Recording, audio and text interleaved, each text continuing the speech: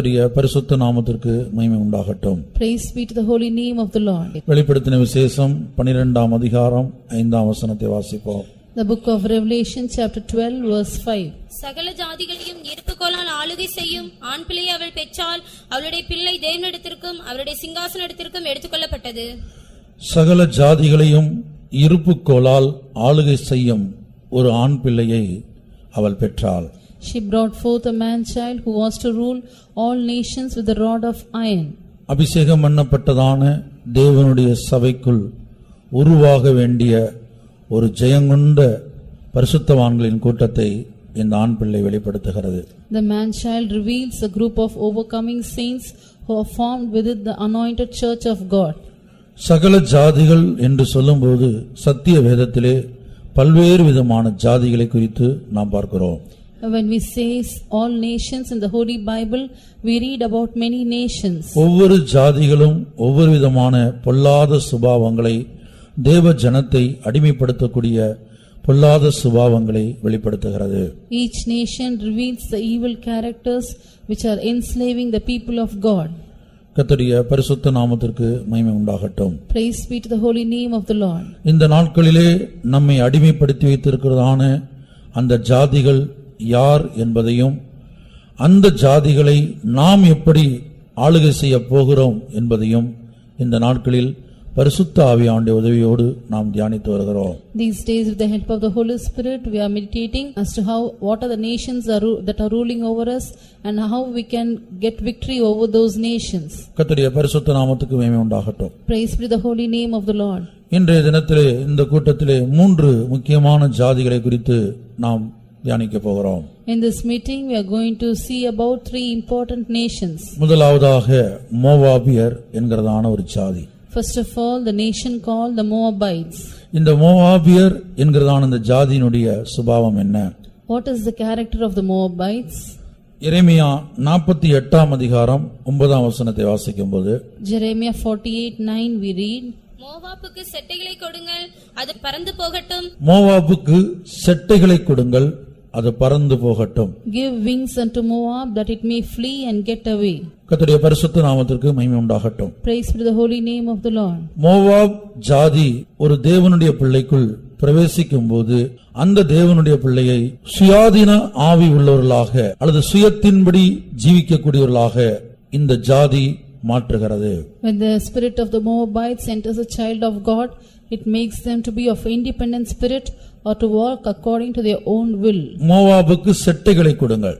Give wings unto Moab. அது பறந்து போகட்டும். Let it flee away. இது ஒரு சுயாதீன ஆவியை வெளிப்படுத்துகிறது. It reveals an independent spirit. மோவாபின் ஆவி அல்லது அந்த மோவாபின் ஜாதி ஒரு தேவனுடைய பிள்ளைக்குள் பிரவேசிக்கும் போது அவர்களை சுயாதீனம் உள்ளவர்களாய் அல்லது சுயாதீன ஆவி உள்ளவர்களாக அல்லது சுயத்தினால் நிரம்பி ஜீவிக்கிற ஜனங்களாக மாற்றுகிறது. When this nation called Moabites enters into a child of God, it makes them to be of independent spirit or to walk according to their own self. கிறிஸ்தவ வாழ்க்கை என்பது நுகத்துக்கு கீழ் இருந்து ஒரு அடிமையாய் ஒப்புக்கொடுத்து வாழ்கிற ஒரு வாழ்க்கையாய் இருக்கிறது. Christian life is a life which is to be under the yoke and to live as a slave. கர்த்தராகிய இயேசு கிறிஸ்து தன்னை அடிமையாக ஒப்புக் கொடுத்தார் அல்லது அடிமையின் ரூபம் எடுத்தார் என்று நாம் பிலிப்பியரிலே வாசிக்கிறோம். In Philippians we read, the Lord Jesus Christ, he took the form of a servant. நாமும் கூட அவரை பின்பற்றுகிறதான நாமும் கூட அல்லது மனவாட்டி சபையும் கூட ஒரு அடிமையின் ரூபத்தை இந்த பூமியிலே எடுக்க வேண்டியது அவசியமா இருக்கிறது. Those who follow him or the bridal church also should take the form of a servant on this earth. தேவனுக்கு அடிமைகளாக ஒரு தேவனுடைய பிள்ளை மாற வேண்டும். A child of God should become as a servant of God. அதைத்தான் ரோமர் 6ஆம் அதிகாரத்தில் நாம் வாசிக்கிறோம். நீங்கள் பாவத்தினின்று விடுதலையாக்கப்பட்டு தேவனுக்கு அடிமைகளானதினால் பரிசுத்தமாகுதல் உங்களுக்கு கிடைக்கும் பலன் முடிவோ நித்திய ஜீவன். In Romans we read, because you are delivered from sin and you are subjected unto God, you have become the righteousness of God and the holiness is the fruit of it. கர்த்தராகிய இயேசு கிறிஸ்து எப்படி தன்னை அடிமையாக ஒப்புக் கொடுத்தார்? How did the Lord submit himself as a servant? சத்திய வேதத்திலே ஒரு அடிமை எஜமானை விட்டு பிரிந்து போக மாட்டேன், நான் தொடர்ந்து என் எஜமானுக்கு அடிமையாயிருக்கிறேன் அல்லது என்னுடைய மனைவியின் பிள்ளைகளை நேசிக்கிறேன் என்று ஒரு அடிமை சொல்வானானால் In the Bible we read, if a slave tells that he will not go away from his master and he loves his wife and children and wants to stay with his master, அப்போ அந்த எஜமான் என்ன செய்ய வேண்டும்? அந்த அடிமையை அந்த கதவு நிலை அருகே வைத்து அவனுடைய காதை கம்பியினால் குத்த வேண்டும். then the master should place a servant near the door and he should pierce his ear. உபாகமத்திலே இப்படிப்பட்டதான ஒரு பிரமாணத்தை நாம் பார்க்கிறோம். In Deuteronomy we read such a commandment. கர்த்தராகிய இயேசு கிறிஸ்து பாவியாய் காணப்பட்ட நம்மை நேசித்தபடியினால், நம்மை அதிகமாய் அவர் நேசித்தபடியினால் தன்னை அவர் அடிமையாக ஒப்புக்கொடுத்தார். Because the Lord Jesus loved us sinners very much, he submitted himself to be a servant. அவர் பிதாவுக்கு ஒரே பேரான குமாரனாய், நேசகுமாரனாய், சொந்த குமாரனாய் இருந்தாலும் அவர் ஒரு குமாரனைப் போல அல்ல, ஒரு அடிமையைப் போல தன்னை அவரிடத்திலே ஒப்படைத்தார். Though he was the first begotten of the Father, the beloved Son of the Father, still he submitted himself as a servant. ஆகவே தான் நாம் வாசிக்கிறோம், பிலிப்பியரிலே வாசிக்கிறோம், கர்த்தராகிய இயேசு கிறிஸ்துவை குறித்து இப்படி எழுதப்பட்டிருக்கிறது, அவர் தேவனுக்கு சமமாய் இருந்தும் அவருக்கு சமமாய் இருக்கிறதை கொள்ளையாடின பொருளாக அவர் எண்ணவில்லை. That's what we read in Philippians. Though he was equal with God, he thought not it to be a robbery to be equal with God. கர்த்தராகிய இயேசு கிறிஸ்து தேவனுக்கு சமமானவராய் இருந்தார். The Lord Jesus Christ was equal with God. பிதாவுக்கு சமமானவராய் காணப்பட்டார். He was equal with the Father. ஆனால் அதை அவர் கொள்ளையாடின பொருளாக எண்ணாமல் தன்னை தாமே வெறுமையாக்கி அடிமையின் ரூபம் எடுத்து மனுஷ சாயலானார். But he thought not it to be a robbery to be equal with God, but he humbled himself and submitted to be a servant and took the form of man. எதற்காக? For what? ஏசாயா 50ஆம் அதிகாரம் 5ஆம் வசனத்தை வாசிக்கும்போது, When we read Isaiah 55, கர்த்தராகிய ஆண்டவர் என் செவியை திறந்தார், நான் எதிர்க்கவும் இல்லை, நான் பின்வாங்கவும் இல்லை. கர்த்தராகிய ஆண்டவர் என் செவியை திறந்தார் என்று தமிழிலே தவறாக மொழிபெயர்க்கப்பட்டிருக்கிறது. மூல பாஷையில் கர்த்தராகிய ஆண்டவர் என் செவியை துளைத்தார். it is written, the Lord God hath opened mine ear. In the original language it is written, the Lord God hath pierced my ear. நான் எதிர்க்கவும் இல்லை, நான் பின்வாங்கவும் இல்லை. I was not rebellious, neither turned away my back. அப்ப யாருடைய செவியை துளைக்கப்படுகிறது? Whose ear is pierced? பழைய ஏற்பாட்டு காலத்திலே தேவன் ஒரு பிரமாணம் கொடுத்திருந்தார்.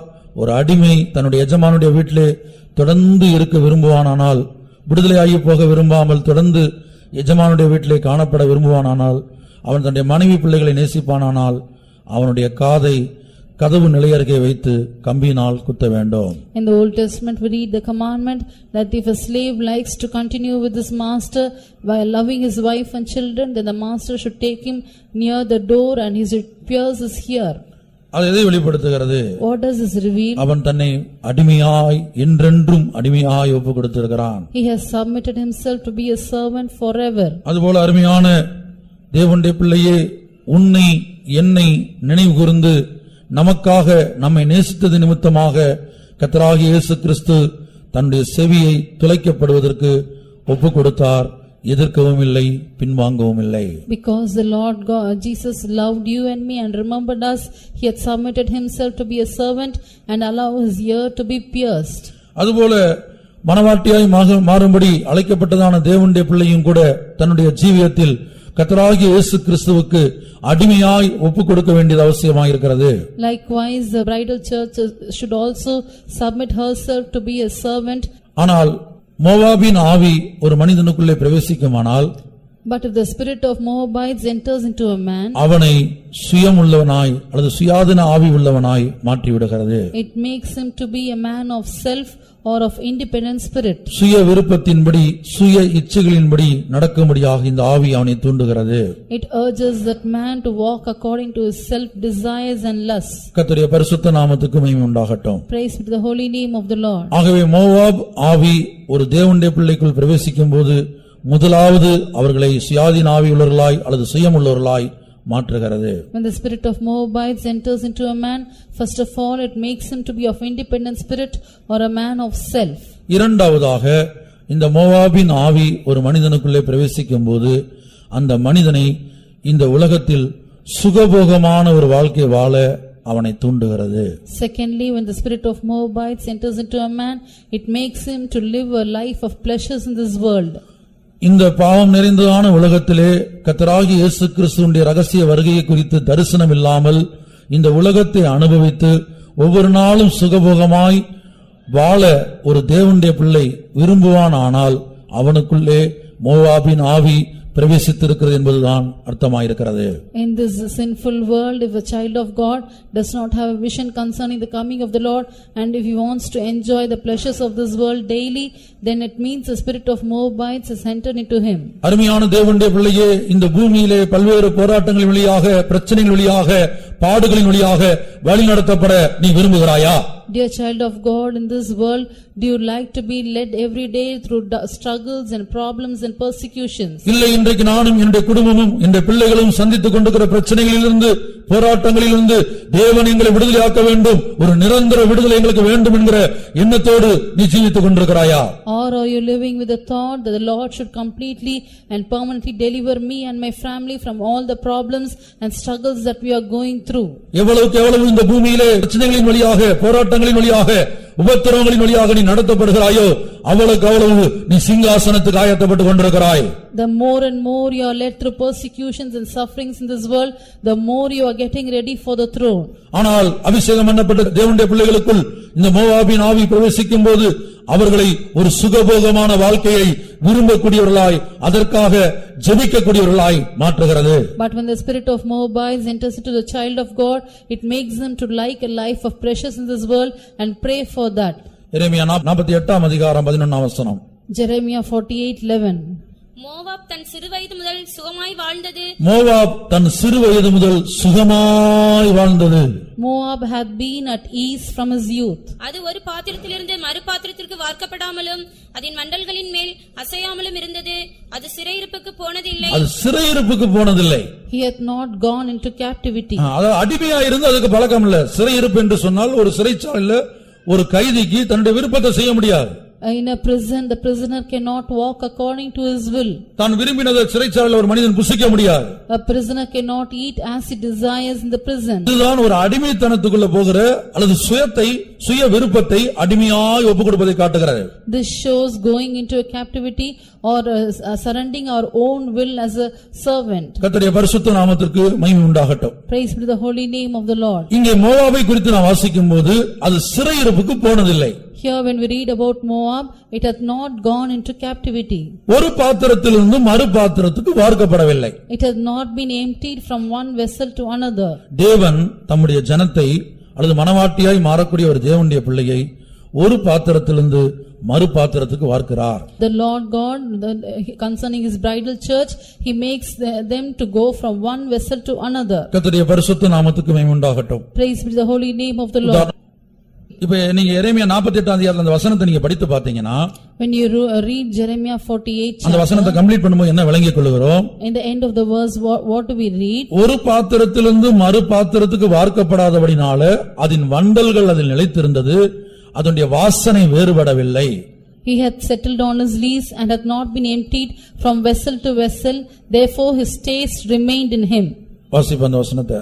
மோவாப் தன் சிறுவயது முதல் சுகமாய் வாழ்ந்தது. அது ஒரு பாத்திரத்திலிருந்து மறு பாத்திரத்தில் வார்க்கப்படாமலும் அதன் மண்டல்களின் மேல் அசையாமலும் இருந்தது. அது சிறையிருப்புக்கு போனதில்லை. ஆதலால் அதன் ருசி அதில் நிலைத்திருந்தது. Therefore his taste remained in him. Original taste அனுபவிக்க முடியறதில்ல. He did not get the original taste. இங்கே மோவாபை குறித்து கர்த்தர் சொல்கிறார், அது ஒரு பாத்திரத்திலிருந்து மறு பாத்திரத்துக்கு வார்க்கப்படவில்லை. Here concerning Moab, the Lord says, it hath not been poured from one vessel to other. அப்படி வார்க்கப்படாததினால என்ன சம்பவிக்கிறது? Because it was not emptied like that, what happened? அதனுடைய வண்டல்கள் நிலைத்திருக்கிறது, அதனுடைய ருசி அதில் நிலைத்திருக்கிறது, வாசனை வேறுபடவில்லை. His taste remained in him and his scent was not changed. வாசனை என்று சொல்லுவது சாட்சியின் ஜீவியத்தை காட்டுகிறது. இப்ப நான் இதனுடைய ஆவிக்குரிய அர்த்தங்களை சொல்லுகிறேன். The scent shows the life of testimony. I am telling the spiritual meaning of these now. கர்த்தருடைய பரிசுத்த நாமத்துக்கு மகிமை உண்டாகட்டும். Praise be to the holy name of the Lord. அப்ப ஒரு பாத்திரத்திலிருந்து மறு பாத்திரத்தில் அடிக்கப்படுவதுன்னா என்ன அர்த்தம்? By being emptied from one vessel to another, what does it show? இது எதை காட்டுகிறது என்று சொன்னால், what does it show? தேவன் ஒரு தேவனுடைய பிள்ளையை பல ஆசீர்வாதத்தின் வழியாக நடத்தி, பல ஜெயத்தின் வழியாக நடத்தி, இந்த நேரத்தில் ஆண்டவர் நம்மை உன்னதத்தில் வைத்திருக்கிறார். For some time the Lord leads his children through a path of blessing and he keeps them at the top position. உன்னதத்தில் வைத்திருக்கிறான ஆண்டவர் மறுபடியும் நம்ம என்ன செய்றார்? கீழே என்ன செய்கிறார்? விழ பண்ணுகிறார். He keeps us in high places, but at the same time he sometimes brings us to a low place. நான் நினைக்கிறேன் சங்கீதத்துல ஒரு வசனம் இருக்குன்னு நினைக்கிறேன். தேவன் என்னை உயர தூக்கி தாழ தள்ளினார். In Psalms we read, the Lord lifted me high and then he put me low. அப்ப ஒரு தேவனுடைய பிள்ளையுடைய ஆவிக்குரிய வாழ்க்கை நாம் எடுத்துக்கொள்வோமானால், If you take the spiritual life of a child of God, மேல இருக்கிறதான அந்த வாழ்க்கையை தான் எல்லாரும் விரும்புறாங்க. all will desire only to be on the top. ஆனா கீழே தேவன் தள்ளுகிறதான அந்த அனுபவத்தை, அந்த கீழே கொண்டு வர்ற அந்த அனுபவத்தை, அல்லது தாழ்த்தப்படுகிற அனுபவத்தை, உடைக்கப்படுகிற சிறுமைப்படுத்தப்படுகிற அனுபவத்தை எல்லாரும் விரும்புகிறது இல்ல. But many of us don't like the experience of being humiliated and being brought low by God. துக்கப்படுறாங்க. தாழ்த்தப்படும் போது, தேவன் சிலரை சிறுமைப்படுத்தும் போது, தாழ்த்தும் போது அவர்கள் துக்கப்படுகிறார்கள். தேவன் ஏன் என்னை இப்படி சிறுமைப்படுத்தினார், என்னை ஏன் தேவன் தாழ்த்தினார்? When they are humbled and humiliated, then they are grieved and sorrowful, asking why the Lord is making me like this. அருமையான தேவனுடைய பிள்ளையே, வாசனை வேறுபடவில்லை, ருசி அதில் நிலைத்திருந்த ரெண்டு அனுபவங்களை நாம் பார்க்கிறோம். We read two experiences. His taste remained in him, his scent was not changed. ருசி என்பது நமக்குள்ள இருக்கிறதான அந்த சுபாவங்களை காட்டுகிறது. The taste shows the characters in us. இப்ப கர்த்தர் நல்லவர் என்பதை ருசித்து பாருங்கள். You taste and see that the Lord is good. வாசனை என்று சொல்வது சாட்சியின் ஜீவியத்தை வெளிப்படுத்துகிறது. The scent shows the life of testimony. யாக்கோபு என்ன செய்கிறான்? தன்னுடைய பிள்ளைகளை பார்த்து சொல்லுகிறான், நீங்கள் இந்த அந்நிய ஜனங்கள் மத்தியில என் வாசனையை கெடுத்தீர்கள். Jacob told his children that you have spoiled my savor among the Gentiles. அதுபோல ஒரு தேவனுடைய பிள்ளை மற்றவர்களுக்கு வாசனை கொடுக்கக்கூடியவர்களாக, சாட்சியின் ஜீவியம் உள்ளவர்களாக எப்போது மாறுகிறார்கள்? When does a child of God becomes a man of savor to others? மேலே இருந்து கீழே தள்ளப்படும் போது, தேவன் மேலையும் கீழையும் மாறி மாறி அடிக்கும் போது, when the Lord brings him from up to down and down to up repeatedly. ஒரு உயர்வு, ஒரு தாழ்வு, மறுபடியும் உயர்வு, தாழ்வு, இப்படி மாறி மாறி தேவன் உன்னை மாறி மாறி நடத்தும் போது மாத்திரமே அந்த வாசனை வெளிப்படும். An exaltation and a lowliness, and again exaltation and lowliness. When the Lord leads like this, then you'll reveal the scent. சங்கீதம் 102:9. நீர் என்னை உயர தூக்கி தாழ தள்ளினீர். இப்ப தெரியுதா உங்களுக்கு? இப்ப ஒரு பாத்திரத்திலிருந்து மறு பாத்திரத்துக்கு வார்க்கப்படுறது என்னங்கிறது வசனத்தோட இருக்கு பாருங்க. நீர் என்னை உயர தூக்கி தாழ தள்ளினீர். Thou hast lifted me up and brought me low. இப்ப சபையில ஆண்டவர் சிலர் என்ன செய்றாங்க? சண்டே கிளாஸ் ஊழியம் இன்னும் பல காரியங்கள் இருக்குது.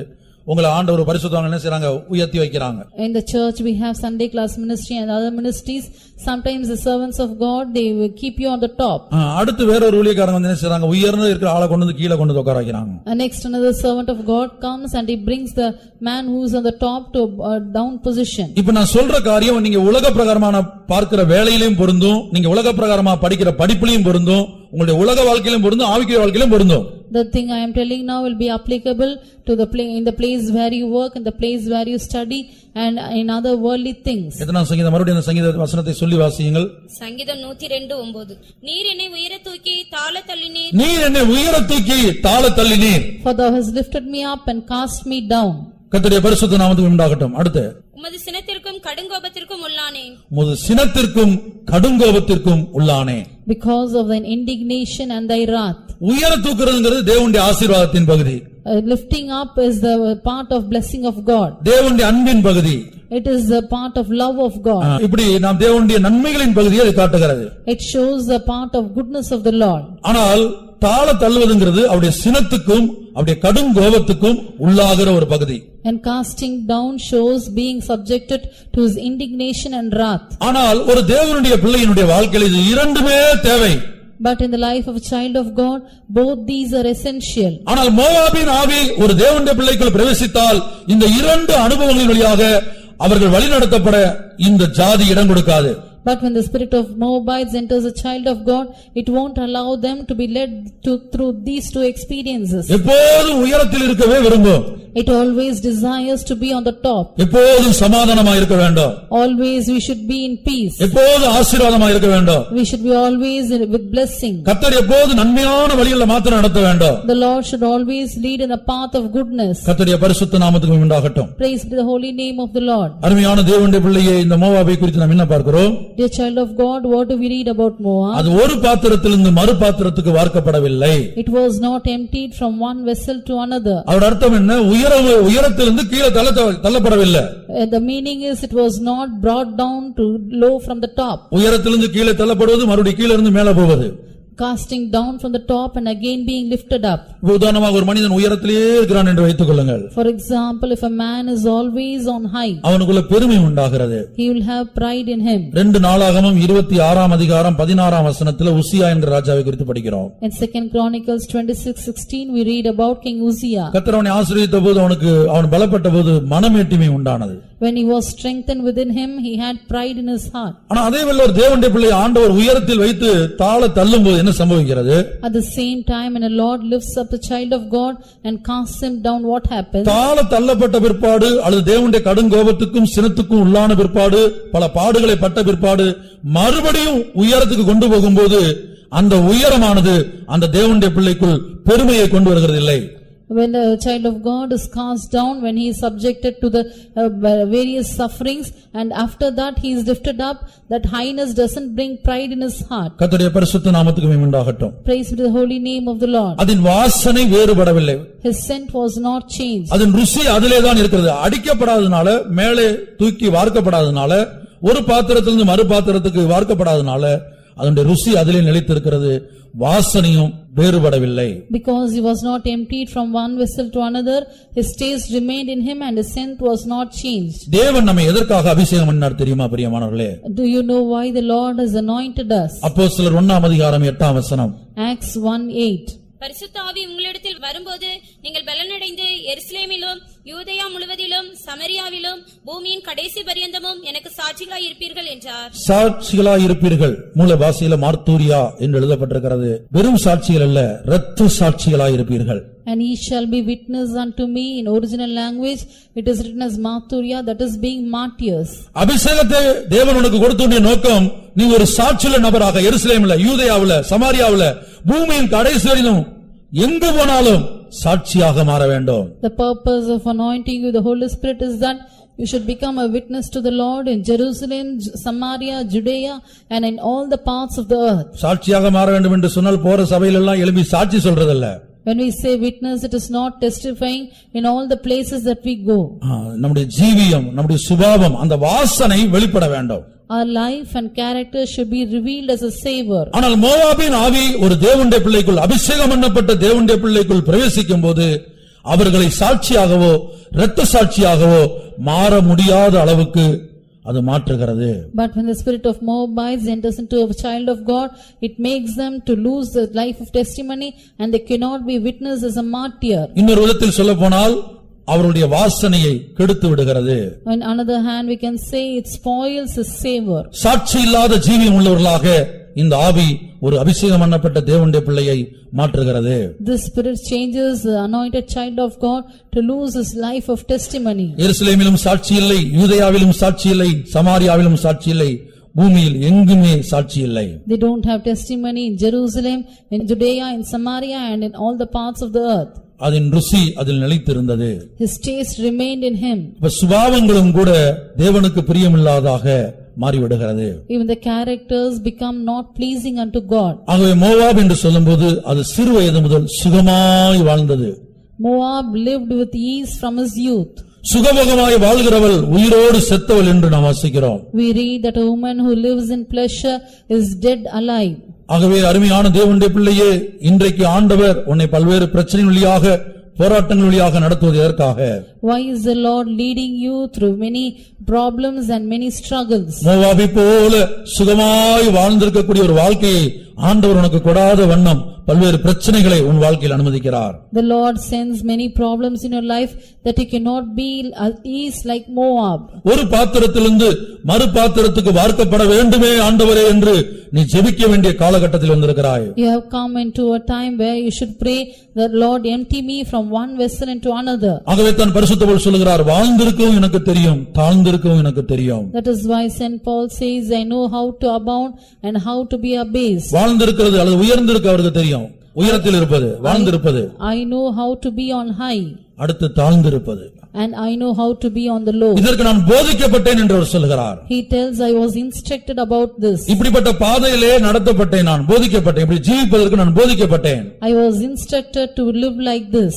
எந்த சூழ்நிலையிலும் மனரமியமாய் இருக்க கற்றுக்கொண்டேன். I learned to be content in any situation. அதுதான் கிறிஸ்தவ வாழ்க்கையினுடைய விசேஷம். That is the speciality of the Christian life. ஆனால் மோவாபின் ஆவி ஒரு மனிதனுக்குள்ள பிரவேசிக்கும்போது, But when the spirit of Moabites enter into a man, அப்படிப்பட்டவர்களால் எந்த சூழ்நிலையும் மனரமியமாய் இருக்கவே முடியாது. they cannot be with content in any situation. தாழ்ந்து இருக்கும்போது அல்லது சிறுமைப்படுத்தப்படும் போது அவர்களால் மனரமியமாய் இருக்க முடியாது. When they are humbled and humiliated, they cannot be with content. இனி மோவாபுடைய அடுத்த சுபாவத்தை குறித்து நாம் பார்க்கும்போது, When we see about the next character of Moab, எரேமியா 48 அதிகாரம் 29 வசனம். Jeremiah 48:29. அவன் மெத்த பெருமைக்காரன், மோவாபின் பெருமையையும் அவன் மேட்டின்மையையும் அவன் அகந்தையையும் அவன் பெத்தரிக்கத்தையும் அவன் இருதயத்தின் மேட்டின்மையும் குறித்து கேட்டேன். மோவாப் என்று சொன்னால் அங்கே சொல்லப்பட்ட அத்தனை சுபாவங்களும் இருக்கிறது. All the characters mentioned in this verse belong to Moab. மறுபடியும் வாசிங்க எரேமியா 48:29. அவன் மெத்த பெருமைக்காரன், மெத்த பெருமைக்காரன். He is exceeding proud. அதான் எக்ஸீடிங் ப்ரவுட் என்று எழுதப்பட்டிருக்கிறது. மெத்த பெருமைக்காரன். He is exceeding proud. கர்த்தருடைய பரிசுத்த நாமத்துக்கு உண்டாகட்டும். Praise the holy name of the Lord. இரண்டாவதாக மோவாபின் பெருமையையும் அவன் மேட்டின்மையையும் மேட்டிமை, அவன் அகந்தையையும் அகந்தை, அவன் பெத்தரிக்கத்தையும் பெத்தரிக்கம், அவன் இருதயத்தின் மேட்டின்மையும் குறித்து கேட்டேன். இருதயத்தின் மேட்டிமை. கர்த்தருடைய பரிசுத்த நாமத்துக்கு உண்டாகட்டும். Praise be to the holy name of the Lord. ஒரு தேவனுடைய பிள்ளைக்குள் இந்த மோவாபின் ஆவி பிரவேசிக்கும்போது, When the spirit of Moabites enters into a child of God, மற்ற ஜாதிகள்கிட்ட இல்லாத ஒரு பொல்லாத வல்லமை இந்த மோவாபுக்குள் இருக்கிறது. the Moab has a evil power that is not in other nations. இப்ப மற்ற ஜாதிகளுக்குள்ள காணப்படக்கூடிய சுபாவம் ஒரு தேவனுடைய பிள்ளைக்கு வருமானால், If the characters found in other nations come into the child of God, தேவன் அவர்கள் ஜெபத்தை கேட்டு அவர்களுக்கு விடுதலை கொடுக்கிறார். the Lord hears their prayer and gives them deliverance. அவர்கள் கண்ணி விட்டு கதறும்போது தேவன் மன்னிக்கிறார். When they cry with tears, the Lord forgives them. ஆனா இந்த மோவாபை குறித்து நாம் படிக்கும்போது, But when we read about Moab, தேவன் பெருமை உள்ளவனுக்கு எதிர்த்து நிற்கிறார். God resisted the proud. வேதத்துல எந்த பாவம் உள்ள மனிதனுக்கும் தேவன் எதிர்த்து நிற்கிறார் என்று நான் வாசிக்கிறது இல்ல. In the Bible we don't read anywhere that God resisted the sinner. பெருமை உள்ளவனுக்கு மாத்திரம் தேவன் எதிர்த்து நிற்கிறார். But God resisted the proud. அப்ப இந்த மோவாபின் ஆவி ஒரு தேவனுடைய பிள்ளைக்குள் பிரவேசிக்கும் போது அவனை மெத்த பெருமைக்காரனாய் மாற்றி தேவன் எதிர்த்து நிற்கக்கூடிய அளவுக்கு அவனை கொண்டு வந்து நிறுத்துகிறார். So when the spirit of Moabites enters into a child of God, he makes him exceeding proud and he brings him to a position of resisting against God. அருமையான தேவனுடைய பிள்ளையே, உன்னுடைய மனதிலே மேட்டிமை உண்டோ? Dear child of God, do you have pride in your mind? உன் இருதயத்திலே மேட்டிமை உண்டோ?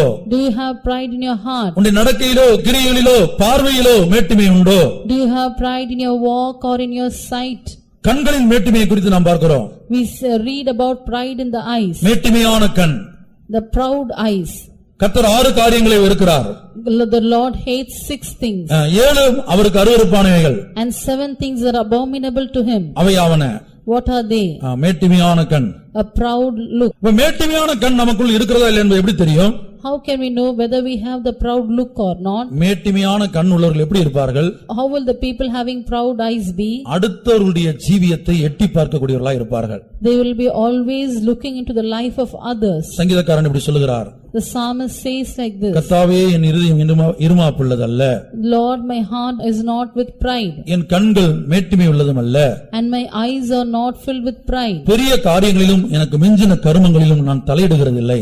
I don't interfere in high matters and the matters that are above me. என் ஆத்துமாவை பால் மறந்த குழந்தையைப் போல அடக்கி அமர பண்ணினேன். I submit my soul and subject it as a child who is weaned. மோவாபின் ஆவி அபிஷேகம் பண்ணப்பட்ட தேவனுடைய மனுஷனே உனக்குள்ளே கிரியை செய்யுமானால், If the spirit of Moabites works in the anointed child of God, அபிஷேகம் பண்ணப்பட்ட மற்றவருடைய போக்கு வரத்து, அவருடைய ஜீவியம், அவர்களுடைய கொடுக்கல் வாங்கல், இப்படி மற்றவருடைய ஜீவியத்தை எட்டி பார்க்கக்கூடிய ஒரு நபராய், கண்காணிக்கக்கூடிய ஒரு நபராய் நீ இருப்பாய். you will be a person who is always supervising the going in, coming in, the giving and taking of the life of others. கர்த்தருடைய பரிசுத்த நாமத்துக்கு மகிமை உண்டாகட்டும். Praise to the holy name of the Lord. Ahab என்கிற ஒரு ராஜாவை குறித்து நாம் பார்க்கிறோம் வேதத்துல. We read about King Ahab. அவன் என்ன செய்தான் தெரியுமா? What did he do? எலியா என்கிற தீர்க்கதரிசியுடைய போக்கு வரவை அவன் கண்காணிக்கக்கூடியவனாய் இருந்தான். He was a man who was supervising the going and coming in of Elijah. ஒரு சந்தர்ப்பத்திலே ஒரு மனிதன் எலியாவினிடத்தில் இப்படி சொல்லுகிறான். On one occasion a man tells to Elijah like this. ஒவ்வொரு சந்தர்ப்ப ராஜா ஆகாப் ராஜா என்ன செய்தான்? நீர் இங்கே வந்தீரா என்பதை கேட்டு அவன் என்ன செய்தான்? சத்தியம் வாங்கி கொண்டான். He asked him saying if Elijah came here, and he made him to promise him. எலியா எங்கு வருகிறான், எங்கே போகிறான், எங்கே தங்கியிருக்கிறான் என்பதை Ahab கண்காணிக்கக்கூடியவனாயிருந்தான். Ahab was always supervising where Elijah is coming in, where he is staying and where he is going. ஆகாபே, நீ தேசத்திலே பெரிய ராஜாவாக இருக்கலாம். Ahab, you may be a great king of the land. ஆனால் எலியாவை போன்ற தீர்க்கதரிசியை கண்காணிப்பது உன்னுடைய வேலை அல்ல. But it is not your work to supervise the prophet Elijah. அதுபோல மோவாபின் ஆவி யாருக்குள்ளே பிரவேசிக்கிறதோ, Likewise in whom the spirit of Moabites அபிஷேகம் பண்ணப்பட்டதான ஒரு தேவனுடைய பிள்ளை இன்னொரு தேவனுடைய பிள்ளையுடைய ஜீவியத்தை கண்காணிக்கக்கூடியவர்களாக, எட்டி பார்க்கக்கூடியவர்களாக காணப்படுவார்கள். An anointed child of God will be always supervising the life of another anointed child of God. ஆகவே தான் தேவன் இஸ்ரவேல் ஜனங்களுக்கு பிரமாணம் கொடுத்த வேளையிலே, Therefore when the Lord gave commandment to the Israelites, என்னாகமத்திலே நாம் வாசிக்கிறோம், in Numbers we read, பரிசுத்தமானவைகள் மூடப்படும்போது நீங்கள் சாகாதபடிக்கு அதை பார்க்க கூடாது. when the holy things are covered, you should not see it lest ye should die. என்னாகமம் 4ஆம் அதிகாரம் 20ஆம் வசனம். Numbers 4:20. நான் மோவாபின் ஆவி ஒரு மனிதனுக்குள்ள பிரவேசிக்கும் போது அவனுடைய கண்களை மேட்டிமை உள்ளதாய் மாற்றுகிறது. When the spirit of Moabites enter into a man, it makes his eyes to be of pride. இப்ப எனக்குள்ள மோவாபின் ஆவி இருக்கிறதா என்பதை நான் எப்படி கண்டுபிடிக்க முடியும்? How can I find out if the spirit of Moab is found in me? அடுத்தவங்களுடைய ஜீவியத்தை நான் எட்டி பார்க்கக்கூடியவனாய் இருப்பேனானால், அடுத்தவங்களுடைய விஷயத்தில் நான் தலையிடக்கூடியவனாய் இருப்பேனானால், எனக்குள்ள அந்த மோவாபின் ஆவி பிரவேசித்திருக்கிறது. If I look into the life of others, or if I interfere in the matters of others, then it means the spirit of Moab has entered into me. என்னாகமம் 4:20. ஆரோனும் அவன் குமாரரும் வந்து அவர்களில் அவனவன் செய்யும் வேலைக்கும் அவனவன் சுமக்கும் சுமைக்கும் நியமிக்க கடவர்கள். அவர்களோ சாகாதபடிக்கு பரிசுத்தமானவைகள் மூடப்படும் போது பார்க்கிறதற்கும் உட்பிரவேசியாமல் இருப்பார்களாக என்றார். அவர்களோ சாகாதபடிக்கு பரிசுத்தமானவைகள் மூடப்படும் போது பார்க்கிறதற்கு உட்பிரவேசியாமல் இருப்பார்களாக. But they shall not go in to see when the holy things are covered, lest they die. பரிசுத்தமானவைகள் மூடப்படும் போது அதை எட்டி பார்க்க கூடாது. When the holy things are covered, we should not look into it. ஆனால் மேட்டிமையான கண் ஒரு நபருடைய வாழ்க்கையிலே உண்டாகும் போது, But if a man has proud eyes, அல்லது மோவாபின் ஆவி ஒரு அபிஷேகம் பண்ணப்பட்ட தேவனுடைய பிள்ளைக்குள் பிரவேசிக்கும் போது, or if the spirit of Moab enters into the child of God, மற்றவருடைய ஜீவியத்தை எட்டி பார்க்கக்கூடியவர்களாய், மற்றவருடைய பாவத்தை, மற்றவருடைய தோல்வியை அல்லது மற்றவருடைய குறைவுகளை எட்டி பார்க்கக்கூடியவர்களாய் அது மாற்றுகிறது. It will change him as a man who looks into the failures and sins and shortcomings of others. கர்த்தருடைய பரிசுத்த நாமத்துக்கு மகிமை உண்டாகட்டும். Praise be to the holy name of the Lord. இதைத்தான் நம்முடைய முற்பிதாக்களும் எபிரேய வேத ஆராய்ச்சியாளர்களும் இந்த சுபாவத்தை அடிப்படையாக கொண்டுதான் மோவாபுக்கு விளக்கம் கொடுத்திருக்கிறார்கள். Our forefathers and the Hebrew scholars have given explanation to Moab with these characters. கர்த்தருடைய பரிசுத்த நாமத்துக்கு மகிமை உண்டாகட்டும். Praise be to the holy name of the Lord. அடுத்த ஜாதி அம்மோனியர். The next nation are the Ammonites. அம்மோனிய ஜாதியை நாம் இருப்புக்கோலால் ஆளுகை செய்ய வேண்டும். We should rule the Ammonites with the rod of iron. 1 Samuel 11ஆம் அதிகாரம் 2ஆம் வசனத்தை வாசிக்கும்போது, 1 Samuel 11:2 we read, இந்த அம்மோனிய ஜாதியினுடைய சுபாவம் என்ன என்பது அங்கு எழுதப்பட்டிருக்கிறது. the character of the nation of Ammonites is written there. அதற்கு அம்மோனியனாகிய நாகாஸ், நான் உங்கள் ஒருவருடைய வலது கண்ணையும் பிடுங்கி இதனாலே இஸ்ரவேல் எல்லாவற்றின் மேலும் நிந்தை வர பண்ணுவதே நான் உங்களுடைய பண்ணும் உடன்படிக்கை என்றான். அம்மோனிய ஆவியினுடைய வேலை என்ன? What is the work of the spirit of Ammonites? தேவ ஜனங்களுடைய வலது கண்ணை பிடுங்க வேண்டும். It takes out the right eyes of the people of God. வலது கண்ணை பிடுங்கும்போது என்ன சம்பவிக்கும்? What will happen when the right eye is plucked out? நிந்தை வர பண்ணுவது. It brings a reproach. அப்ப இது எதை வெளிப்படுத்துகிறது? What does it reveal? ஒரு தேவனுடைய பிள்ளையுடைய அந்த பரலோக தரிசனத்தை, வலது கண்ணை பிடுங்குவது என்றால் தரிசனம், அந்த பரலோக தரிசனத்தை இழக்க பண்ணுகிறது. Plucking out the right eye means losing the heavenly vision. The spirit makes a child of God to lose his vision. அவர்களுடைய ஜீவியத்தில் பல பாவங்கள், பல தோல்விகள் வருவது நிமித்தமாக, அவங்க நிமித்தமாக தேவனுடைய நாமத்துக்கு ஒரு பெரிய நிந்தை உண்டாகிறது. And because many sins and failures come in their life, it brings a reproach to the name of the Lord. உதாரணமாக சிம்சோனை எடுத்துக்கொள்ளுங்கள். For example, you take Samson. அவன் நசரேய பிரதிஷ்டை உள்ளவனாக கர்த்தர் அவனை பிறப்பதற்கு முன்பாகவே சொல்லியிருந்தார். அவனுடைய பிறப்பை குறித்து சொல்லியிருந்தார். Before his birth, the Lord told him that he should be a Nazirite. ஆனால் அந்த நசரேய பிரதிஷ்டையுடைய மேன்மையை அவன் விளங்கிக் கொள்ளாத வண்ணம் அவன் தரிசனத்தை இழந்தான். But he lost his vision, that he could not understand the excellency of the consecration of Nazirite. அதன் நிமித்தமாக என்ன சம்பவித்தது? What happened because of that? அவனுடைய கண்கள் பிடுங்கப்பட்டது. His eyes were plucked out. அவனுடைய தலைமுடி சிரைக்கப்பட்டது. His head was shaved. அவனை சங்கிலினால் கட்டினார்கள். They bound him with iron fetters. மாவரைக்கும்படியாக வைத்து விட்டார்கள். They made him to grind flour. இஸ்ரவேல் ஜனங்களுடைய ரட்சிப்புக்காக நியாயாதிபதியாக இருக்கும்படியாக தேவனால் முன்குறிக்கப்பட்டவன் இப்போது சத்துருக்கள் தேசத்திலே எல்லாருடைய கண்களுக்கு வேடிக்கை பொருளாக மாறி மாவரைத்துக் கொண்டிருக்கிறான். He who was ordained to be a judge over the Israelites, now in the hand of the enemies, he is without eyes, he is grinding the floor. அப்ப வலது கண்ணை பிடுங்கி நிந்தை வர பண்ணுவது நம் மூலமாக தேவனுடைய சுவிசேஷத்துக்கு அல்லது சத்தியத்துக்கு சபைக்கு இந்த ஊழியத்துக்கு ஒரு நிந்தையை உண்டாக்குவது. Plucking out the right eye and bringing a reproach to the name of the Lord, to the truth, to the church and to the saints of God. நிந்தை என்று சொல்லும்போது ரெண்டு விதமான நிந்தை இருக்கிறது. There are two kinds of reproach. ஒன்று கிறிஸ்துவின் நாமத்தின் நிமித்தம் நாம் அனுபவிக்கிறதான நிந்தை. கிறிஸ்துவின் நாமத்தின் நிமித்தம். One is the reproach that we endure for the sake of Christ. கிறிஸ்துவின் நாமத்தின் நிமித்தம் நாம் அனுபவிக்கிற நிந்தை அல்ல இந்த அம்மோனி ஆவி கொண்டு வருவது. This spirit of Ammonite does not bring the reproach for Christ's sake.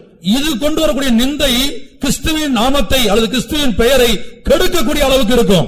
The reproach that this brings, it will spoil the name of Christ. நம் மூலமாக இந்த சத்தியம் தூசிக்கப்படும்படியாக, Through us the truth may be blasphemed. நம் மூலமாக இந்த உபதேசம் இந்த சபை இந்த சபையின் பெயர் கொடுக்கப்படும்படியாக, Through us that the doctrine, the church and the name of the church should be spoiled. ஆகவே வலது கண்ணை பிடுங்கி நிந்தை வர பண்ணுகிறது.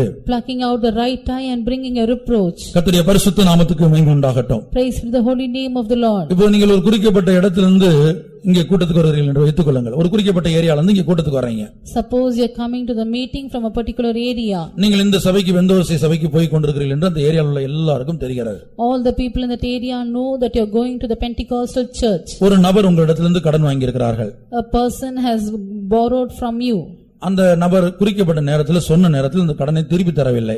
That person has not returned the money at the said time. அப்போது நீங்கள் நடு ரோட்ல நின்னு அந்த நபருக்கு விரோதமாக பல காரியங்களை பேசி, அவதூறான காரியங்களை பேசி, சில அசுத்த வார்த்தைகளை பேசி ஒரு பெரிய சண்டை போடுவீர்கள் என்று சொன்னால், You are standing on the road and you are speaking of unclean words and you are fighting with that person.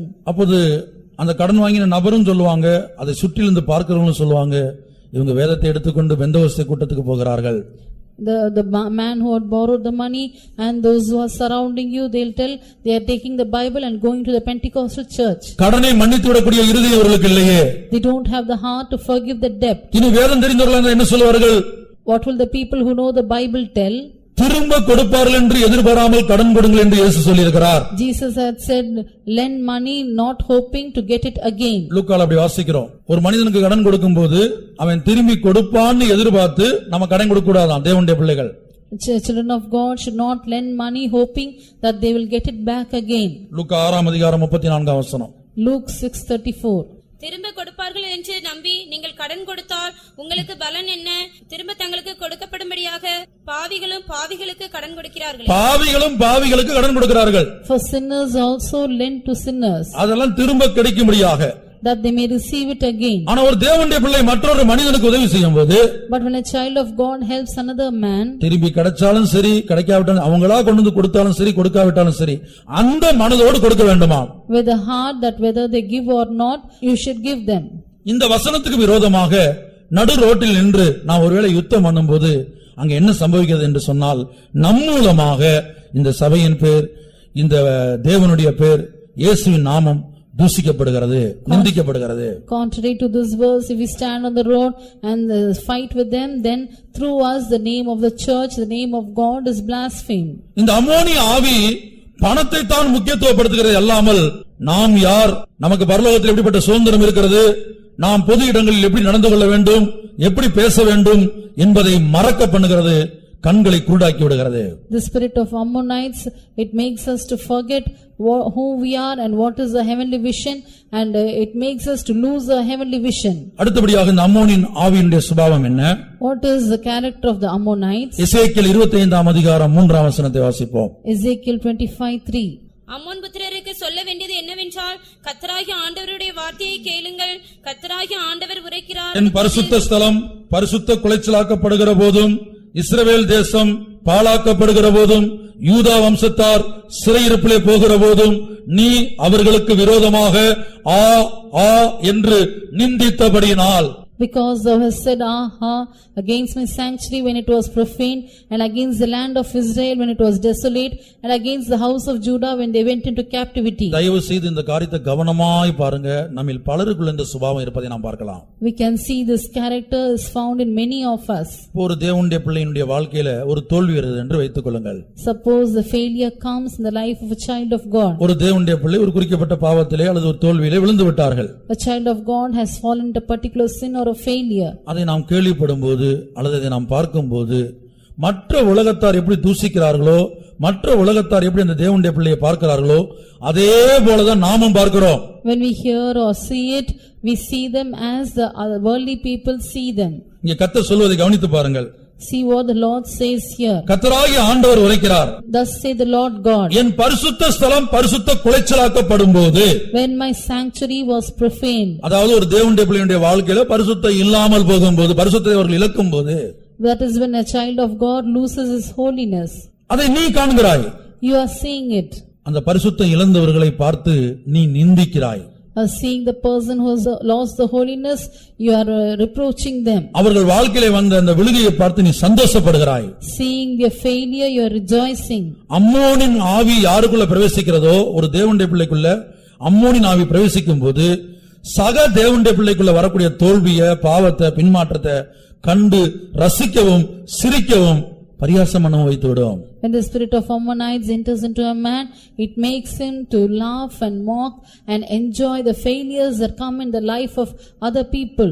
இங்கே ஆ ஆ என்பது ஒரு பரியாசத்தின் ஆவியை அது காட்டுகிறது. Here the words aha, it shows the spirit of mockery. மற்றவங்களுடைய வாழ்க்கையில வந்த விழுகை, அதுவும் ஒரு சக தேவனுடைய பிள்ளையுடைய வாழ்க்கையில வந்த தோல்விய, அது இன்னொரு விசுவாசி குடும்பத்தில் வந்த பிரச்சனைய, ஒரு தோல்விய, விழுகைய இவர்கள் என்ன செய்கிறார்கள்?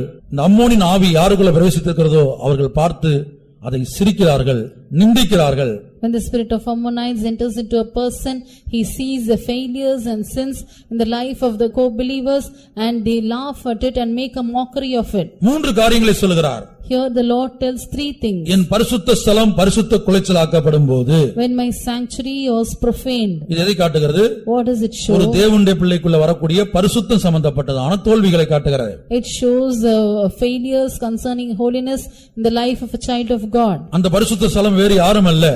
The sanctuary is no one else. அபிஷேகம் பண்ணப்பட்ட தேவனுடைய பிள்ளை தான் அந்த பரிசுத்த ஸ்தலம். An anointed child of God is the sanctuary. 1 கொரிந்தியர் 3:16 படிக்கிறோம்.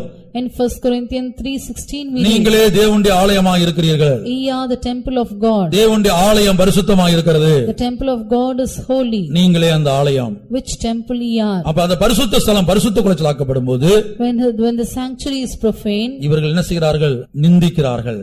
they reproach them. நான் சொல்றது புரியுதா? ரெண்டு பேருமே விசுவாசி தான். Both are believers. ரெண்டு பேரும் ஒரே சபையில தான் விசுவாசியா இருக்காங்க. They are believers in the same church. ஒரு தேவனுடைய பிள்ளை பரிசுத்தத்துல வைராக்கியமா இருக்காங்க. One child of God is zealous for holiness. இன்னொரு நபருடைய வாழ்க்கையில பரிசுத்தத்துல தோல்வி வந்து விட்டது. In another person's life there is a failure of holiness. அப்ப இந்த தேவனுடைய பிள்ளை மற்ற தேவனுடைய பிள்ளையை பார்த்து அவங்க நிந்திக்கிறாங்க.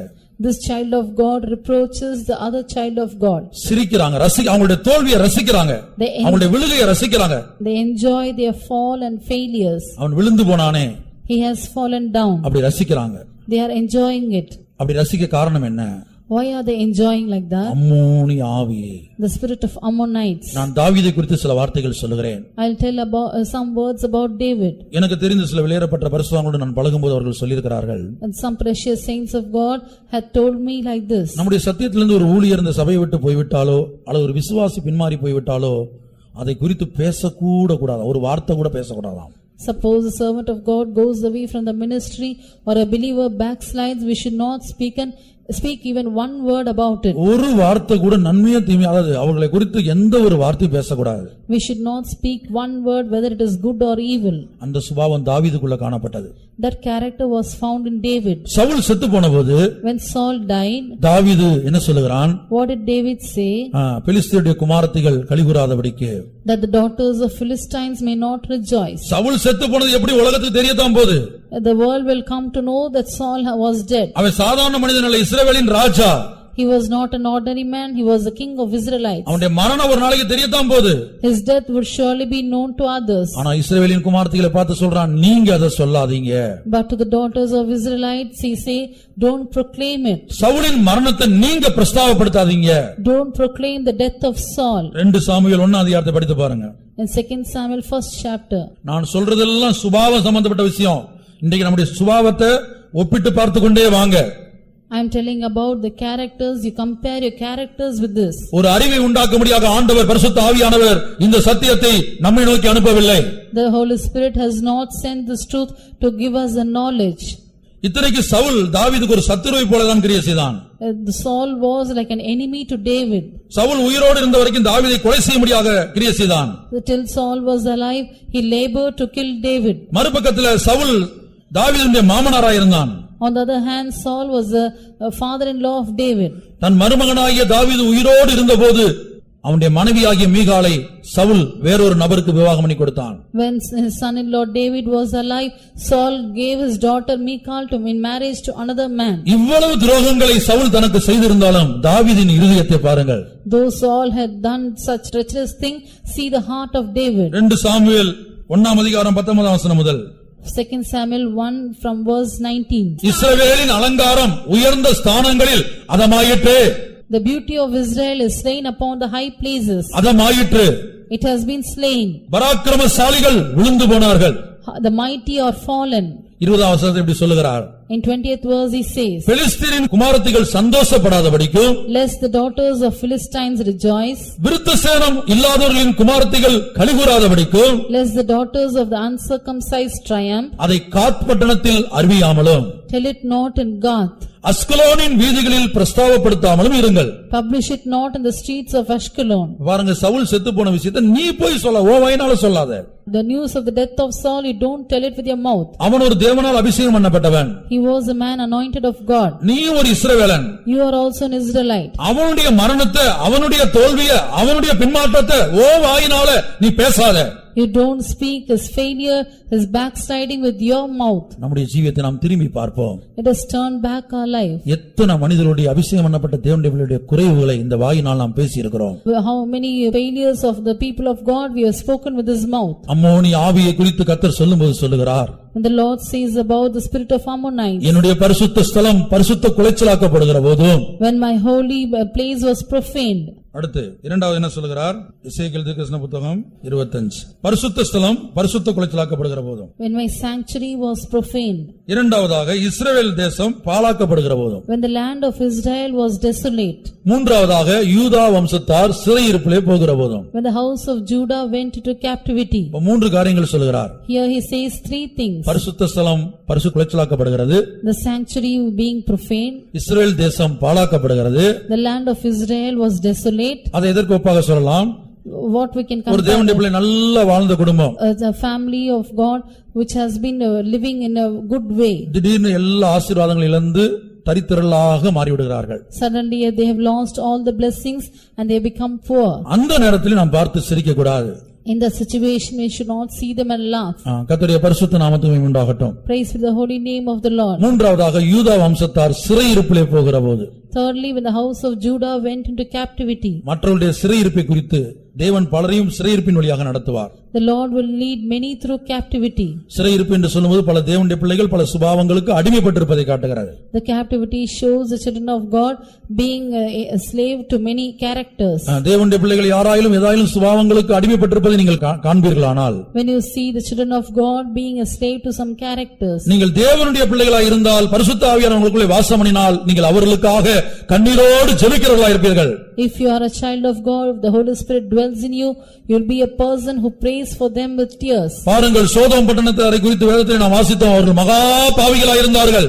Concerning the city of Sodom we read, they were great sinners. அந்த பாவத்தின் நிமித்தமாக தேவன் இந்த பட்டணத்தை நியாயம் தீர்க்க முடிவு பண்ணினார். Because of their sin the Lord decided to judge the city. ஆனால் ஆபிரகாம் என்கிற அந்த தேவனுடைய மனுஷனை பாருங்கள். But see Abraham, the man of God. அந்த பாவிகளுக்காக, அந்த பட்டணத்துக்காக, அந்த பட்டணத்தை நியாயத்திலிருந்து தப்புவிக்க முடியாத தேவ சமூகத்தை தொடர்ந்து பரிந்து பேசுகிறான். He was pleading in the presence of God continuously for the sinners and for the city. தேவனே 50 நீதிமான்களை இந்த பட்டணத்தில் கண்டால் அந்த பட்டணத்தை நீ அழிப்பீரோ?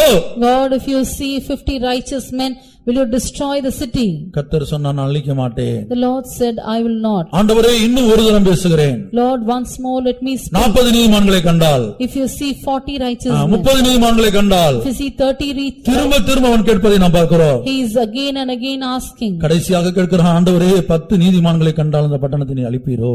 Finally he asked, Lord, if you see 10 righteous men, will you destroy the city? நீ தேவனுடைய பிள்ளையாக இருந்தால், உனக்குள்ளே பரிசுத்த ஆவியானவர் வல்லமையாய் கிரியை செய்தால், மற்றொரு தேவனுடைய பிள்ளை சில பாவங்களுக்கு அடிமைப்பட்டிருப்பதை நீ காணும்போது, கேள்விப்படும்போது, அவர்களுக்காக ரகசியமாக தேவ சமூகத்திலே முழங்கால் நின்று ஜெபிப்பாய். If you are a child of God, the Holy Spirit is working mightily in you. When you see the sins in the life of other people of God, you will secretly pray in the presence of the Lord for them. அதே வேளையில் நீ அபிஷேகம் பண்ணப்பட்ட தேவனுடைய பிள்ளையாக இருக்கிறாய். இந்த அம்மோனிய ஆவி உனக்குள் பிரவேசித்திருக்கிறது என்று வைத்துக் கொள்ளுங்கள். At the same time you are an anointed child of God and the spirit of Ammonites has entered into you. நீங்க யாருடைய வாழ்க்கையில் குறைவுகளை பார்க்கிறீங்களோ அதை பரியாசம் பண்ணி சிரித்து மற்றவர்களிடத்திலும் போய் சொல்லி அவர்களை அவமானத்துக்கு உட்படுத்துவீர்கள்.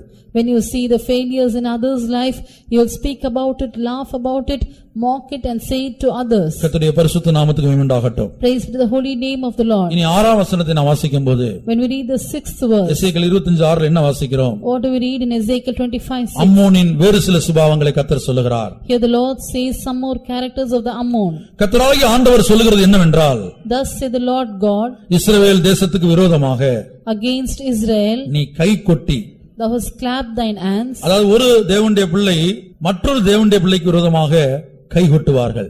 One child of God clapping hands against another child of God. நீ கை கொட்டி, You have clapped your உன் hands. காலால் தட்டி, You have stamped with your feet வம்மம் வைத்து, and have rejoiced in heart. ஆகடியம் பண்ணினபடியினால், With all thy despised you have rejoiced. கர்த்தருடைய பரிசுத்த நாமத்துக்கு மகிமை உண்டாகட்டும். Praise be the holy name of the Lord. அப்ப அம்மோனின் ஆவி ஒரு அபிஷேகம் பண்ணப்பட்ட தேவனுடைய பிள்ளைக்குள் பிரவேசிக்கும் போது, When the spirit of Ammon enters an anointed child of God, மற்ற தேவனுடைய பிள்ளைகளுடைய வாழ்க்கையில் வரக்கூடிய குறைவுகள், பலவீனங்கள், தோல்விகளை பார்த்து, we are seeing the failures and weakness in the life of other children of God. இந்த இவர்கள் கைகொட்டக்கூடியவர்களாய், காலால் தட்டக்கூடியவர்களாய், ஆகடியம் பண்ணக்கூடியவர்களாய் இருப்பார்கள். They will be clapping their hands and stamping their feet and rejoicing in their heart. மாத்திரமல்ல, அவர்களை குறித்து எப்போதும் வம்மம் வைக்கக்கூடியவர்களாய் இருப்பார்கள். Not only that, they will always have despite against them. வம்மம் வைப்பது என்றால் என்ன? What is meaning of keeping despite? அவர்கள் வாழ்க்கையில் வந்த குறிக்கப்பட்ட தோல்வியை மறக்காமல், வருடக்கணக்காக மறக்காமல் அப்படியே வைத்துக் கொண்டிருப்பார்கள். They will always remember the failures that came in others' life for years together. இப்போது ஒரு தேவனுடைய பிள்ளை தவறு செய்கிறான் என்று வைத்துக் கொள்ளுங்கள். Suppose a child of God commits a mistake. அதை இன்னொரு நபர் பார்க்கிறார். Another child of God தவறு செய்தவர்கள் சில நாட்களில் தேவ சமூகத்தில் கண்ணீர் விட்டு கதறி கதறி கதறி ஆண்டவரிடத்தில் மன்னிப்பு கேட்கும்போது ஆண்டவர் அந்த தேவனுடைய பிள்ளையை மன்னித்து விடுகிறார். But those who committed mistake, when they be in the presence of God and ask forgiveness, the Lord will forgive them. மன்னிப்பது மாத்திரமல்ல, அவங்க செய்ததை மறந்து விடுகிறார். Not only the Lord forgives, he also forgets. ஆனா பார்த்த தேவனுடைய பிள்ளை என்ன செய்கிறார்கள்? But what does a child of God who sees this do? ஆண்டவர் மன்னித்த காரியத்தை, ஆண்டவர் மறந்த காரியத்தை அவங்க இருதயத்தில் வம்ம வைத்துக் கொண்டே இருக்கிறார்கள். They will always keep this thing in their heart which the Lord hath forgiven and forgotten. அந்த நபரை பார்க்கும்போதோ, அந்த நபருடைய பெயரை கேட்கும்போதோ உடனடியாக அவங்க செய்த பாவம் உங்களுடைய ஞாபகத்துக்கு வரும். When they see the person or hear the name of the person, immediately the sin they committed will come before them. இதெல்லாம் அம்மோனின் ஆவி ஒரு அபிஷேகம் பண்ணப்பட்ட தேவனுடைய பிள்ளைக்குள் பிரவேசிக்கும் போது அவர்களை இப்படிப்பட்ட சுபாவம் உள்ளவர்களாய் மாற்றி விடுகிறது. The spirit of Ammonites, when it enters into an anointed child of God, it changes them like this. கடைசியாக ஏதோம் ஜாதியை குறித்து நான் சில வார்த்தைகள் சொல்லி முடிக்கிறேன். Finally, I want to say about the nation of the Edomites. ஏதோமியர் அவர்களுக்கு மற்றொரு பெயர் சேயீர் மலை தேசத்தார் என்று கொடுக்கப்பட்டிருக்கிறது. The other name for the Edomites are they belong to the Mount of Seir. எசேக்கியேல் 35 அதிகாரம் 5-6 வசனங்களை நாம் வாசிக்கும்போது Ezekiel 35th chapter verses 5 and 6. அந்த ஏதோமின் சுபாவம் என்ன? What is the character of Edom? அவர்கள் பழைய பகையை மனதிலே வைத்துக் கொண்டிருப்பார்கள், இருதயத்தில் வைத்துக் கொண்டிருப்பார்கள். They have the perpetual hatred in their heart. பழைய பகை. The old hatred. எசேக்கியேல் 35 அதிகாரம் 5 வசனம். நீ பழைய பகையை வைத்து இஸ்ரவேல் புத்திரருடைய அக்கிரமம் நிறைவேறுகையில் அவர்களுக்கு உண்டான ஆபத்தின் காலத்திலே பட்டயத்தின் கூர்மையினால் அவர்களுடைய இரத்தத்தை சிந்தினபடியால். போதும். இங்க நான் வாசிக்கிறோம் பழைய பகையை வைத்து. They have an old hatred. அப்ப ஏதோமுடைய சுபாவம் என்ன? What is the character of Edom? பழைய பகையை வைப்பது. They have the old hatred. ஏதோமின் பழைய பகையை குறித்து ஒரு சம்பவத்தை நான் சொல்லுகிறேன். I want to tell an incident about the old hatred of Edom. Edom என்று சொன்னால் ஏசாவுக்கு மற்றொரு பேர் தான் Edom. The Edom is another name of Esau. இந்த ஏசா என்ன செய்தான்? What did Esau do? யாக்கோபு தன்னை ஏமாற்றி தன்னுடைய ஆசீர்வாதங்களை பெற்றுக்கொண்டபோது When Jacob he supplanted him and received all the blessings that belonged to him, ஏசா ஒரு வார்த்தை சொல்லுகிறான். ஆதியாகமத்தில் அதை நாம் படிக்கிறோம். Esau told him a word. என்ன சொல்லுகிறான்? What did he say? என்றைக்காயிலும் ஒரு நாள் என் தகப்பனுக்காக நான் துக்கிக்கும் நாட்கள் வரும். Someday I'll be mourning for my father. அதாவது அவருடைய அர்த்தம் என்ன? என் தகப்பனாகிய ஈசாக்கு என்றைக்காவது ஒரு நாள் சாவான். He tells that one day my father Isaac will die. அவன் மரித்த பிற்பாடு இந்த யாக்கோபை நான் பார்த்துக் கொள்கிறேன். After his death I look after Jacob. ஆதியாகமத்தில் ஒரு வசனத்தை நாம் வாசிக்கிறோம். We read such a verse in Genesis. என் தகப்பனுக்காக நான் துக்கிக்கும் நாட்கள் வரும். The days of mourning of my father will come. அப்போது நான் யாக்கோபை பார்த்துக் கொள்வேன். Then I will look after Jacob. சம்பவித்தது என்ன தெரியுமா? What happened? ஏசா உயிரோடு இருக்கும்போது யாக்கோபை மன்னித்து விட்டான். When Esau was alive, he forgave Jacob. ஏசா யாக்கோபை கொல்லவில்லை. Esau did not kill Jacob. ஆனால் ஜெனரேஷனாக அந்த ஏசாவுக்குள் இருந்த பகை, அதான் பழைய பகை என்று எழுதப்பட்டிருக்கிறது, அது அப்படியே சந்ததியாக அந்த பகை ஃபாலோ பண்ணுகிறது. But in his generation, from generation, the old hatred it followed in the generation of Esau. ஆகவே தான் எசேக்கியேல் 35:6 இப்படி படிக்கிறோம். That's what we read in Ezekiel 35:6. நான் இரத்த பலிக்கு உன்னை ஒப்புவிப்பேன், இரத்த பலி உன்னை பின்தொடரும் என்று கர்த்தராகிய ஆண்டவராய் இருக்கிற நான் என் ஜீவனை கொண்டு சொல்லுகிறேன். நீ இரத்தத்தை வெறுக்காதபடியினால் இரத்தம் உன்னை பின்தொடரும். நீ இரத்தத்தை வெறுக்காதபடியினால் இரத்தம் உன்னை பின்தொடரும். Because thou hast not hated blood, the blood shall pursue thee. பகையை நீ வெறுக்காதபடியினால் பகை உன்னை பின்தொடரும். Because thou hast not hated, the hatred will follow you. ஆதியாகமம் 27:41. யாக்கோபை தன் தகப்பன் ஆசீர்வதித்த நிமித்தம் ஏசா யாக்கோபை பகைத்து என் தகப்பனுக்காக துக்கிக்கும் நாட்கள் சீக்கிரமாய் வரும். அப்பொழுது என் சகோதரனாகிய யாக்கோபை கொன்று போடுவேன் என்று. அப்போது என் சகோதரனாகிய யாக்கோபை கொன்று போடுவேன். Then will I slay my brother Jacob. ஆனா பாருங்க, எழுத்தின்படியாக ஏசா யாக்கோபை கொலை செய்யல, அவன் மன்னித்து விட்டான். But literally Esau did not kill Jacob, he forgave him. அவன் மன்னிக்க காரணம் என்ன? அது ஏசாவுடைய சாமர்த்தியம் அல்ல. The reason for forgiving him was not the capacity of Esau. ஏசா மன்னிக்க காரணம் என்ன? Why did Esau forgive Jacob? யாக்கோபை மன்னிக்க வேண்டும் என்று எண்ணி ஏசா மன்னிக்கல. Esau did not forgive Jacob thinking that he should forgive him. பகை அவனுக்குள்ளேயே தான் இருந்தது. யாக்கோபை கொல்லக்கூடிய பகை அவனுக்குள்ள உள்ளத்துல இருந்தது. The hatred of killing Jacob was found in his heart. ஆனா யாக்கோபை கொல்லாதபடிக்கு கர்த்தர் பாதுகாத்தார். But the Lord preserved him from killing Jacob. எப்படி? How? ஒரு இரவு முழுவதும் யாக்கோபு தேவசமூகத்தில் நின்றபோது, Because Jacob was standing full night in the presence of the Lord. தனக்குண்டான எல்லாவற்றையும் அக்கறைப்படுத்தி யாப்போக் என்கிற ஆற்றக்கரையிலே யாக்கோபு தேவனோடு போராடின போது, When Jacob sent away all that he had and he alone strived on the riverside of Jabbok for one full night. ஏசா யாக்கோபை கொல்லாதபடிக்கு தேவன் தடுத்தார். The Lord prevented Esau from killing Jacob. ஆனால் அந்த பகையானது பின்தொடர்கிறது. But the hatred followed him. ஒவ்வொரு சந்ததியும் அது பின்தொடர்ந்து வருகிறது. It followed generation after generation. கடைசியில் என்ன சம்பவித்தது? Finally what happened? இயேசு பிறந்த வேளையிலே When Jesus was born, ஏரோது கொலை செய்ய தேடினான் என்று நாம் பார்க்கிறோம். we see that Herod sought to kill. இயேசு பிறந்த வேளையில அந்த ஏரோதுடைய அரண்மனை கலங்கிற்று என்று எழுதப்பட்டிருக்கிறது. When Jesus was born, the palace of Herod was troubled. மாத்திரமல்ல, இவர்தானா இயேசு, இந்த குழந்தைதானா இயேசு என்று எண்ணி எத்தனையோ குழந்தைகளை, 2 வயதுக்குட்பட்ட எத்தனையோ குழந்தைகளை ஏரோது கொலை செய்தான். Herod killed many children who were within 2 years old, thinking that it may be Jesus. இந்த ஏரோது யார்? Who was Herod? ஏதோமின் வம்சத்தில் வந்தவன் தான் ஏரோது. He belonged to the generation of Edom. ஏதோமியர்களுக்கு கிரேக்க சாம்ராஜ்யம் இந்த உலகத்துல வந்தபோது, அலெக்சாண்டருடைய நாட்கள்ல ஏதோமியர்கள் என்கிற பெயர் இதுமேயர்கள் என்று மாற்றப்பட்டது. When Alexander came as a king of the Greek Empire, the name of Edomites was changed as Edomites. நீங்கள் உலக சரித்திரத்தை படித்தால் அதை விளங்கிக் கொள்ளலாம். If you read the world history, you can understand this. ஏதோமியர்களுக்கு அலெக்சாண்டருடைய நாட்கள்ல அந்த கிரேக்க சாம்ராஜ்யத்தின் நாட்கள்ல அவர்கள் பேர் மாற்றப்பட்டு இதுமேயர்கள். And during the days of Alexander in the Greek Empire, the name Edomites was changed as Edomites. அந்த இதுமேயர்களுடைய வம்சத்துல வந்தவன் தான் ஏரோது. The Herod belonged to the generation of the Edomites. அப்ப இயேசு பிறந்தார் என்று கேள்விப்பட்டபோது When he heard that Jesus was born, அந்த பழைய பகை என்ன செய்தது? ஏரோதின் அரண்மனையே கலக்கினது. the old hatred had troubled the whole palace of Herod. எத்தனையோ சிறு குழந்தைகளை அவன் வெட்டி கொன்றான். He killed many young infant children. கர்த்தருடைய பரிசுத்த நாமத்துக்கு உண்டாகட்டும். Praise be the holy name of the Lord. நீ இரத்தத்தை வெறுக்காதபடினால் இரத்தம் உன்னை பின்தொடரும். Because thou hast not hated blood, the blood shall pursue thee. ஆகவே ஏசாவின் சுபாவம் பழைய பகையாக இருக்கிறது. Therefore the character of Esau is the old hatred. அருமையான தேவனுடைய பிள்ளையே, உன் இருதயத்திலே பகையோ கசப்போ வைராக்கியமோ வருடக்கணக்காக அல்லது மாதக்கணக்காக காணப்படுகிறதோ? Dear child of God, is hatred or bitterness seen in your heart for years together or months together? இப்பொழுதே அந்த பகையிலிருந்து விடுதலை பெற்றுக் கொள்வாயாக. You receive deliverance from the hatred even now. இப்பொழுதே அந்த பகையிலிருந்து ஒரு ஜெயத்தை பெற்றுக் கொள்வாயாக. You get a victory over that hatred even now. அடுத்தபடியாக ஏசாவுடைய சுபாவத்தை குறித்து நாம் பார்க்கும்போது, Nextly, when we see the character of இந்த Esau, ஏதோமியுடைய சுபாவம் என்ன? what is the character of the Edomites? உபதியாவின் அதிகாரம் முழுவதும் வீட்டில் படித்து பாருங்கள். If you read Obadiah fully, அதுல சில வசனங்களை மாத்திரம் இப்போது வாசிப்போம். let us read a few verses from that. ஆண்டவர் சொல்லுகிறார், உபதியா 12ஆம் வசனம். Obadiah verse 12.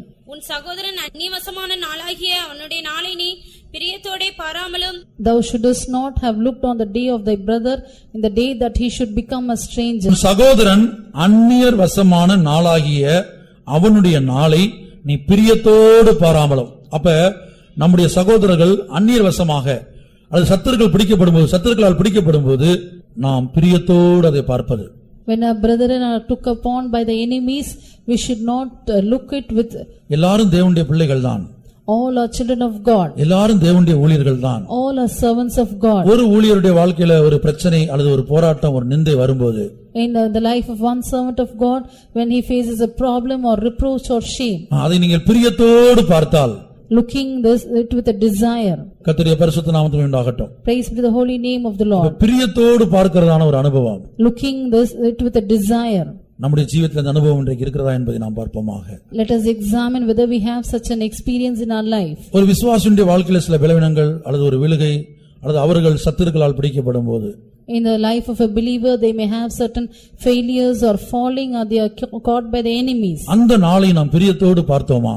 If we look at that day with a desire. அடுத்து என்ன சொல்லுகிறார்? Next, what does he say?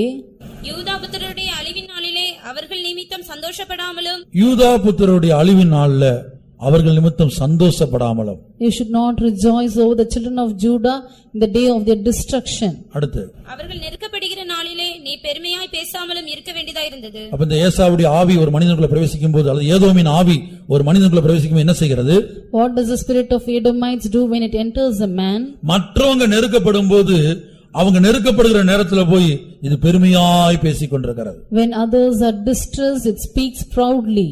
நம்முடைய ஜீவியத்தை நாம் நிதானிப்போமாக. Let us examine our lives. நம்முடைய கடந்த காலத்தை நாம் திரும்பி பார்ப்போமாக. Let us look into the past life. 13ஆம் வசனம். 13th verse. என் ஜனத்தின் ஆபத்து நாளிலே நீ அவர்கள் வாசலுக்குள்ளே பிரவேசியாமலும், அவர்கள் ஆபத்து நாளிலே அவர்கள் அனுபவிக்கிற தீங்கை நீ பிரியத்தோட பாராமலும், அவர்கள் ஆபத்து நாளிலே அவர்கள் ஆஸ்தியில் கை போடாமலும், அவர்களில் தப்பினவர்களை சங்கரிக்கும்படி வழி சந்ததியிலே நிற்காமலும், இக்கட்டு நாளில் அவர்களில் மீதியானவர்களை காட்டிக் கொடாமலும் இருக்க வேண்டியதாயிருந்தது. இக்கட்டு நாளிலே அவர்களில் மீதியானவர்களை காட்டிக் கொடுக்காமல் இருக்க வேண்டியது. இது ஒவ்வொன்றும் ஒவ்வொரு character. Each one of this is one character. இது இப்ப நான் இங்க சொன்ன ஒவ்வொரு காரியத்தையும் நிறுத்தி நீங்க பார்க்கணும். ஒவ்வொன்றும் ஒவ்வொரு character. Each thing is a character. இதெல்லாம் ஏதோமினுடைய சுபாவங்கள். These are the characters of Edom.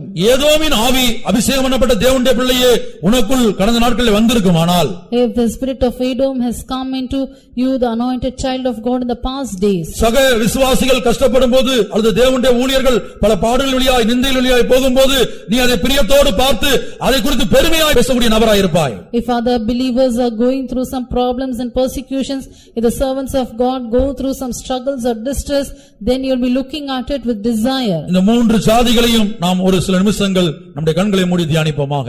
Let us close our eyes, meditate upon these three nations. தேவ சமூகத்திலே நாம் முழங்கால் படியிடுவோம். Let us bend our knees in the presence of the Lord. அருமையான தேவனுடைய பிள்ளையே, நான் மறுபடியும் சொல்லுகிறேன், பரிசுத்த ஆவியானவர் இந்த சத்தியங்களை என்னை நோக்கி உன்னை நோக்கி அனுப்பினுடைய நோக்கம் ஒரு அறிவை உண்டாக்கும்படியாக அல்ல. Dear child of God, the Spirit of God has sent this truth to you and me not to create a knowledge in us. நீங்கள் தேவ சமூகத்திலே போய் உபவாசித்து ஒரு நாள் உட்கார்ந்து நீங்கள் ஜெபித்து பார்த்தால், உங்கள் ஜீவியத்தை ஆராய்ந்து பார்த்தால், இந்த ஜாதிகளின் சுபாவம் கடந்த நாட்களில் நம்முடைய வாழ்க்கையில் வந்ததை, கிரியை செய்ததை நாம் விளங்கிக் கொள்ளலாம். If you fast and wait in the presence of God for one day, you can find out that these characters have entered into us in the past days in our life.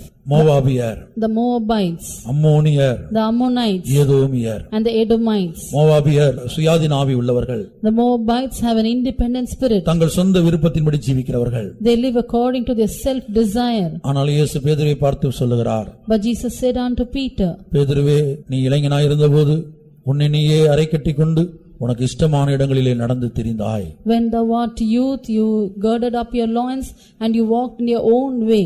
நீ முதிர் வயதுள்ளவனாகும்போது But when you become old, உன் கைகளை நீட்டுவாய். you will stretch out your hands. வேறொருவன் அறையை கட்டி உனக்கு இஷ்டமில்லாத இடத்துக்கு உன்னை கொண்டு போவான். And another will gird your loins and will take you to places where you do not like. அருமையான தேவனுடைய பிள்ளையே, உன்னுடைய கரங்களை நீ நீட்டி இருக்கிறாயா? Dear child of God, have you stretched out your hands? தேவன் உன் அறையை கட்டுகிறாரா? Has the Lord girded your loins? உனக்கு இஷ்டமில்லாத பாதையிலே இன்றைக்கு தேவன் உன்னை நடத்தி கொண்டிருக்கிறாரா? Is the Lord leading you in the path that you do not like? இல்ல உன்னுடைய சொந்த விருப்பத்தின்படி, உன்னுடைய சுய வழிகளின்படி, சுய இச்சைகளின்படி இந்த மோவாபின் ஆவி உனக்குள்ளே பிரவேசித்து உன்னை வழி நடத்தி கொண்டிருக்கிறதா? Or has the spirit of Moabites entered into you and is making you to walk according to your self ways and desires? இந்த மோவாப் சுகபோகமாய் வாழ்கிற ஒரு வாழ்க்கையை காட்டுகிறது. The Moabite shows the life of pleasure. அது சிறு வயது முதல் சுகமாய் வாழ்ந்தது. It lived with ease from its youth. அது சிறையிருப்புக்கு போனதில்லை. It has not gone into captivity. அதுக்கு கஷ்டங்கள் என்றால் தெரியாது. It doesn't know what are troubles. அவமானம் என்றால் என்ன என்று தெரியாது. It doesn't know what is meant by shame. நிந்தை என்றால் என்ன என்று தெரியாது. It doesn't know what is meant by reproach. அது சிறையிருப்புக்கு போனதில்லை. It has not gone in captivity. அது ஒரு பாத்திரத்திலிருந்து மறு பாத்திரத்துக்கு வார்க்கப்படவில்லை.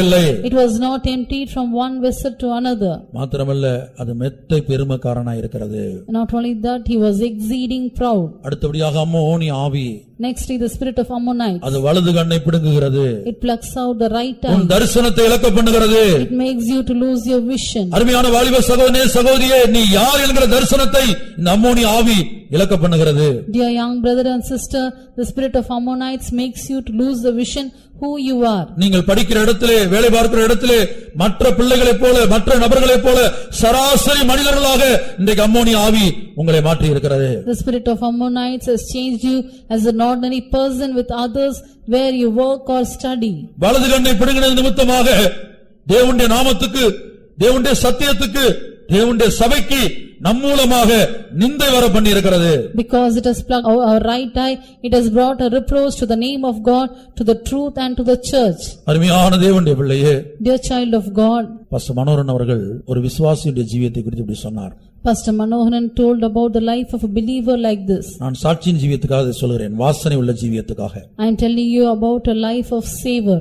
ஏன்னா ஒரு பாத்திரத்திலிருந்து ஒரு பாத்திரத்துக்கு வார்க்கப்படும் போதுதான் வாசனை வெளிப்படும். Only when you are emptied from one vessel to another, a life of savor will come out. அவரோட அர்த்தம் என்ன? எந்த பாதையில் நடத்தப்பட்டாலும் நாம் சந்தோஷமாய் மனப்பூர்வமாய் ஒப்புக் கொடுக்கும் போது நம்முடைய வாசனை மற்றவருடைய ஜீவியத்தை மாற்றுகிறது. That the meaning is when we are led through any path and we submit ourselves with joy, then we become a savor to others. ஒரு மிலிட்டரி மேன் இருந்தார்.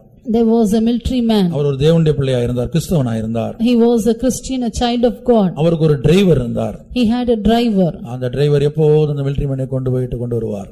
The driver used to always drive that military man here and there. கர்த்தருடைய பரிசுத்த நாமத்துக்கு உண்டாகட்டும். Praise be to the holy name of the Lord. சில வருஷங்கள் அந்த driver அந்த மிலிட்டரி மேனுக்கு உதவியாக டிரைவராக காணப்பட்டார். For some years the driver was helpful to that military man.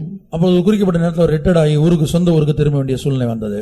In a particular time the man has to retire and come back to his own land. அப்படி கிளம்புற நேரத்தில் இந்த குறிக்கப்பட்ட டிரைவர் ஒரு ரட்சிக்கப்பட்டு ஒரு நல்ல விசுவாசியாக மாறினார். On the day he has to come back, the driver he was saved and he became a good believer. மற்ற மதத்தை சார்ந்ததான அவர் He belonged to another religion. இயேசுவே என்னுடைய தேவன் என்று ஏற்றுக்கொண்டார். He accepted that Jesus was his God. அந்த மிலிட்டரிமேன் இடத்திலே சொன்னார். He told the military man. அப்போது மிலிட்டரிமேன் கேட்டார், நான் ஒரு நாள் கூட இயேசுவை குறித்தோ வேதத்தில் உள்ள சத்தியத்தை குறித்தோ சுவிசேஷத்தை குறித்தோ நான் உங்களுக்கு சொல்லவில்லையே. The military man asked him, I have never told even once about Jesus or the truth about the Bible. இந்த காரியத்தை நன்றாக கவனியுங்கள். You listen to this carefully. உங்களுடைய சாட்சியை புத்தகமாய் போட வேண்டிய அவசியம் இல்லை. It is not needed to put your life as a book of testimony. உங்களுடைய சாட்சியை ஒவ்வொரு நபரையும் ரோட்ல போகக்கூடிய ஒவ்வொரு நபரையும் அல்லது சபைக்கு வரக்கூடிய ஒவ்வொரு நபரையும் கூப்பிட்டு என் சாட்சியை கேளுங்க என்று நீ சொல்ல வேண்டிய அவசியம் இல்ல. It is not necessary for you to go on the road and tell each man, you hear my testimony. அந்த மிலிட்டரி மேன் அந்த டிரைவரை பார்த்து கேட்டார், நான் ஒரு நாள் கூட இயேசுவை குறித்து உன்னிடத்தில் நான் சொன்னதில்லையே. The military man asked his driver, not even once I have told you about Jesus. ஒரு நாள் கூட சத்திய வேதத்திலிருந்து சில வசனங்களை சுவிசேஷமா நான் உனக்கு சொன்னதே இல்லையே. Not even once I have told you the words of truth from the Bible. பின்ன எப்படி வேறு மதத்தை சேர்ந்த நீ இயேசுதான் தேவன் என்று ஏற்றுக்கொண்டாய்? Then how you who belong to another religion has accepted Jesus as your God? இவருக்கு ஆச்சரியமா இருந்தது, அதனால கேட்டார். He was marveled and so he asked. அப்போது அந்த டிரைவர் என்ன சொன்னான் தெரியுமா? What did the driver reply? இத்தனை வருட காலம் நான் உங்களோடு பழகுகிறேன். I am being with you for so many years. நான் உங்களோடு இருக்கிறேன். I am with you. உங்களுடைய ஜீவியத்தை நான் காண்கிறேன். I see your life. நீங்கள் வாயினால் இயேசுவை குறித்து சொல்லவில்லை. With your mouth you have not told about Jesus. உங்கள் மிலிட்டரி மேனாகிய உங்களுடைய ஜீவியத்தில் மிலிட்டரி ஆபீசரா இருக்கக்கூடிய உங்களுடைய ஜீவியத்தில் நான் இயேசுவை கண்டேன். In your life as a military officer I have seen Jesus. கிறிஸ்தவ மார்க்கம் என்றால் என்ன என்பதை உங்கள் ஜீவியத்தின் மூலமாக சுபாவத்தின் மூலமாக நான் விளங்கிக் கொண்டேன். I understood what is Christian life from your life and your character. இதுதான் வாசனை வெளிப்படுத்தக்கூடிய ஜீவியம். This is the life of savor. இதுதான் சாட்சியின் ஜீவியம். This is the life of testimony. அருமையான தேவனுடைய பிள்ளையே, Dear child of God, உன்னுடைய ஜீவியத்தில் முதலாவது நீ கிறிஸ்தவனாய் மாறு, கிறிஸ்தவனாய் மாறு. in your life first of all you become a Christian. உயர்த்தப்படும் போதும் தாழ்த்தப்படும் போதும், When you are lifted high and brought down low, தூக்கி அடிக்கப்படும் போது when you are emptied, சந்தோஷமாய் ஒப்பு கொடுத்து, you submit yourself joyfully. இப்ப நான் இயேசுவின் வாழ்க்கையிலிருந்து சொல்றேன். I tell you from the life of Jesus. இயேசுவை கொண்டு ஆண்டவர் மரித்தோரை எழுப்பினார். By Jesus the Lord raised up the dead. குருடரை சுகமாக்கினார். He healed the blind. குஷ்டரோகிகளை சுகமாக்கினார். He healed the lepers. எல்லா ஜனங்கள் அவரை புகழ்ந்தார்கள். All the people praised him. தாவீதின் குமாரனுக்கு ஓசன்னா ஓசன்னா என்று குருத்தோலைகளை பிடித்து பாடினார்கள். They took up the branches and they sang saying, Hosanna to the King of David. தங்கள் வஸ்திரங்களை தெருக்களிலே விரித்தார்கள். They spread their garments on the streets. இதுதான் இயேசுவை உயர்த்தி வைத்திருக்கிற அனுபவம். This is the experience of God the Father placing Jesus on high. மரித்தோரை எழுப்பின அதே இயேசுவை இப்பொழுது பிதா என்ன செய்கிறார்? கல்வாரி சிலுவைக்கு ஒப்பு கொடுக்கிறார்.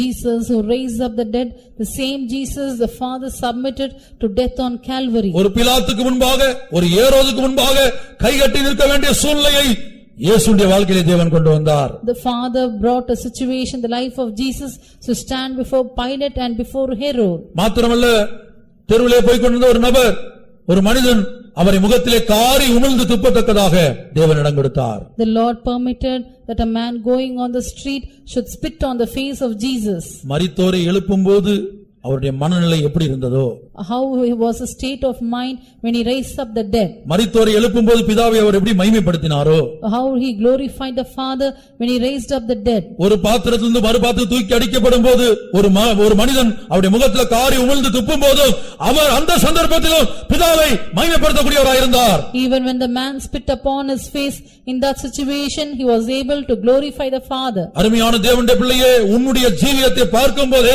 உன் பக்கத்து வீட்டில் உள்ளவர்கள் அல்லது உன் வீட்டில் குடியிருக்கிறவர்கள் ரட்சிக்கப்பட வேண்டும், இயேசுவை தேவனாக ஏற்றுக்கொள்ள வேண்டும். Dear child of God, seeing your life, those who are near you and those who are in your family, they should be saved. வாசனை வேறுபட வேண்டும். The scent should be changed. அருமையான தேவனுடைய பிள்ளையே, இப்பொழுது நாம் நம்மை தாழ்த்துவோமாக. Dear child of God, let us humble ourselves. ஆண்டவரே, மோவாபின் ஆவி எனக்குள் இருந்தபடினாலே, Because the spirit of Moab was in me, Lord, கிறிஸ்துவின் சுபாவங்களை வெளிப்படுத்த முடியாமல் நான் காணப்பட்டேன். I was not able to reveal the character of Christ. இயேசுவிடத்திலிருந்து எத்தனையோ ருசியை நீங்க அனுபவிச்சிருக்கீங்க. You have tasted many goodness from Jesus. ஆனா அந்த ருசியை நீங்க மற்றவங்களுக்கு பரிமாறல, அது மற்றவங்களுக்கு அது ருசியா மாறல. But you have not shared it with others. அந்த ருசி உங்களுக்குள்ள மாத்திரம் தங்கி இருக்கிறது. The taste is only within you. அருமையான தேவனுடைய பிள்ளையே, Dear child of God, ஜீவியத்தை காண்கிறவர்கள், those who see your life, கர்த்தர் நல்லவர் என்பதை உன் ஜீவியத்தை காணும்போது மற்றவர்கள் ருசிக்க வேண்டும். when they see your life, they should taste that the Lord is good. இயேசு மெய்யான தேவன் என்பதை உன் ஜீவியத்தை பார்க்கும்போது மற்றவர்கள் விளங்கிக் கொள்ள வேண்டும். When others see your life, they should understand that Jesus is the true God. நீ படிக்கிற இடத்திலே உன்னோடு படிக்கிற சக மாணவிகள் உன் ஜீவியத்தை பார்க்கும்போது இயேசுவே மெய்யான தேவன் என்று அவர்கள் விளங்கிக் கொள்ள வேண்டும். In the place where you study, those who study along with you, they should understand that Jesus is true God from your life. ஆனால் ஒரு துக்கமான சம்பவம், இந்த மோவாபின் ஆவி அபிஷேகம் பண்ணப்பட்ட தேவனுடைய பிள்ளைகளாகிய நமக்குள் பிரவேசித்து நம்மையும் உலகத்தாரை போல சராசரி மனிதர்களாய் மாற்றி இருக்கிறது. But a sorrowful thing is that the spirit of Moabites has entered into us and has made us an ordinary person like others. இந்த வேளையிலே நாம் கதறப் போகிறோம். Now we are going to cry. இப்ப ஜெயங்கொண்ட ஆண் பிள்ளை நாம் எப்படி பெற்றெடுப்பது? How can we bring forth a victorious man child? சகல ஜாதிகளை இருப்புக்கோளால் ஆளுகை செய்கிற ஆண் பிள்ளையை எப்படி நமக்குள்ளே உருவாக்கப்படுவது? How can a victorious man child who can rule all nations be formed within us? இந்த நாகமலை சபைக்குள்ளே இருந்து எப்படி ஒரு ஜெயங்கொண்ட ஆண் பிள்ளை உருவாக்கப்படுவது? How can a victorious man child be formed in this church of Nagamalai? ஒன்று செய்ய வேண்டும். You have to do one thing. சூரியனை அணிந்துகொள். Clothe yourself with the sun. கிறிஸ்துவை அணிந்துகொள். You put on Christ. கிறிஸ்துவை தரித்துக்கொள். You put on Christ. கிறிஸ்துவின் திவ்ய சுபாவத்தை தரித்துக்கொள். You put on the divine characters of Christ. ஒரு காலத்திலே சத்தியத்துக்கு விரோதமாய் கிரியை செய்த பவுல் இப்படி சொல்லுகிறார். Paul, who was against the truth, once he says like this. இயேசுவின் மார்க்கத்துக்கு விரோதமாய் கிரியை செய்த பவுல் இப்படி சொல்லுகிறார். Paul, who was working against the way of Jesus, he tells like this. கிறிஸ்துவின் அச்சடையாளங்களை நான் தரித்துக் கொண்டிருக்கிறேன். I am bearing the mark of Christ.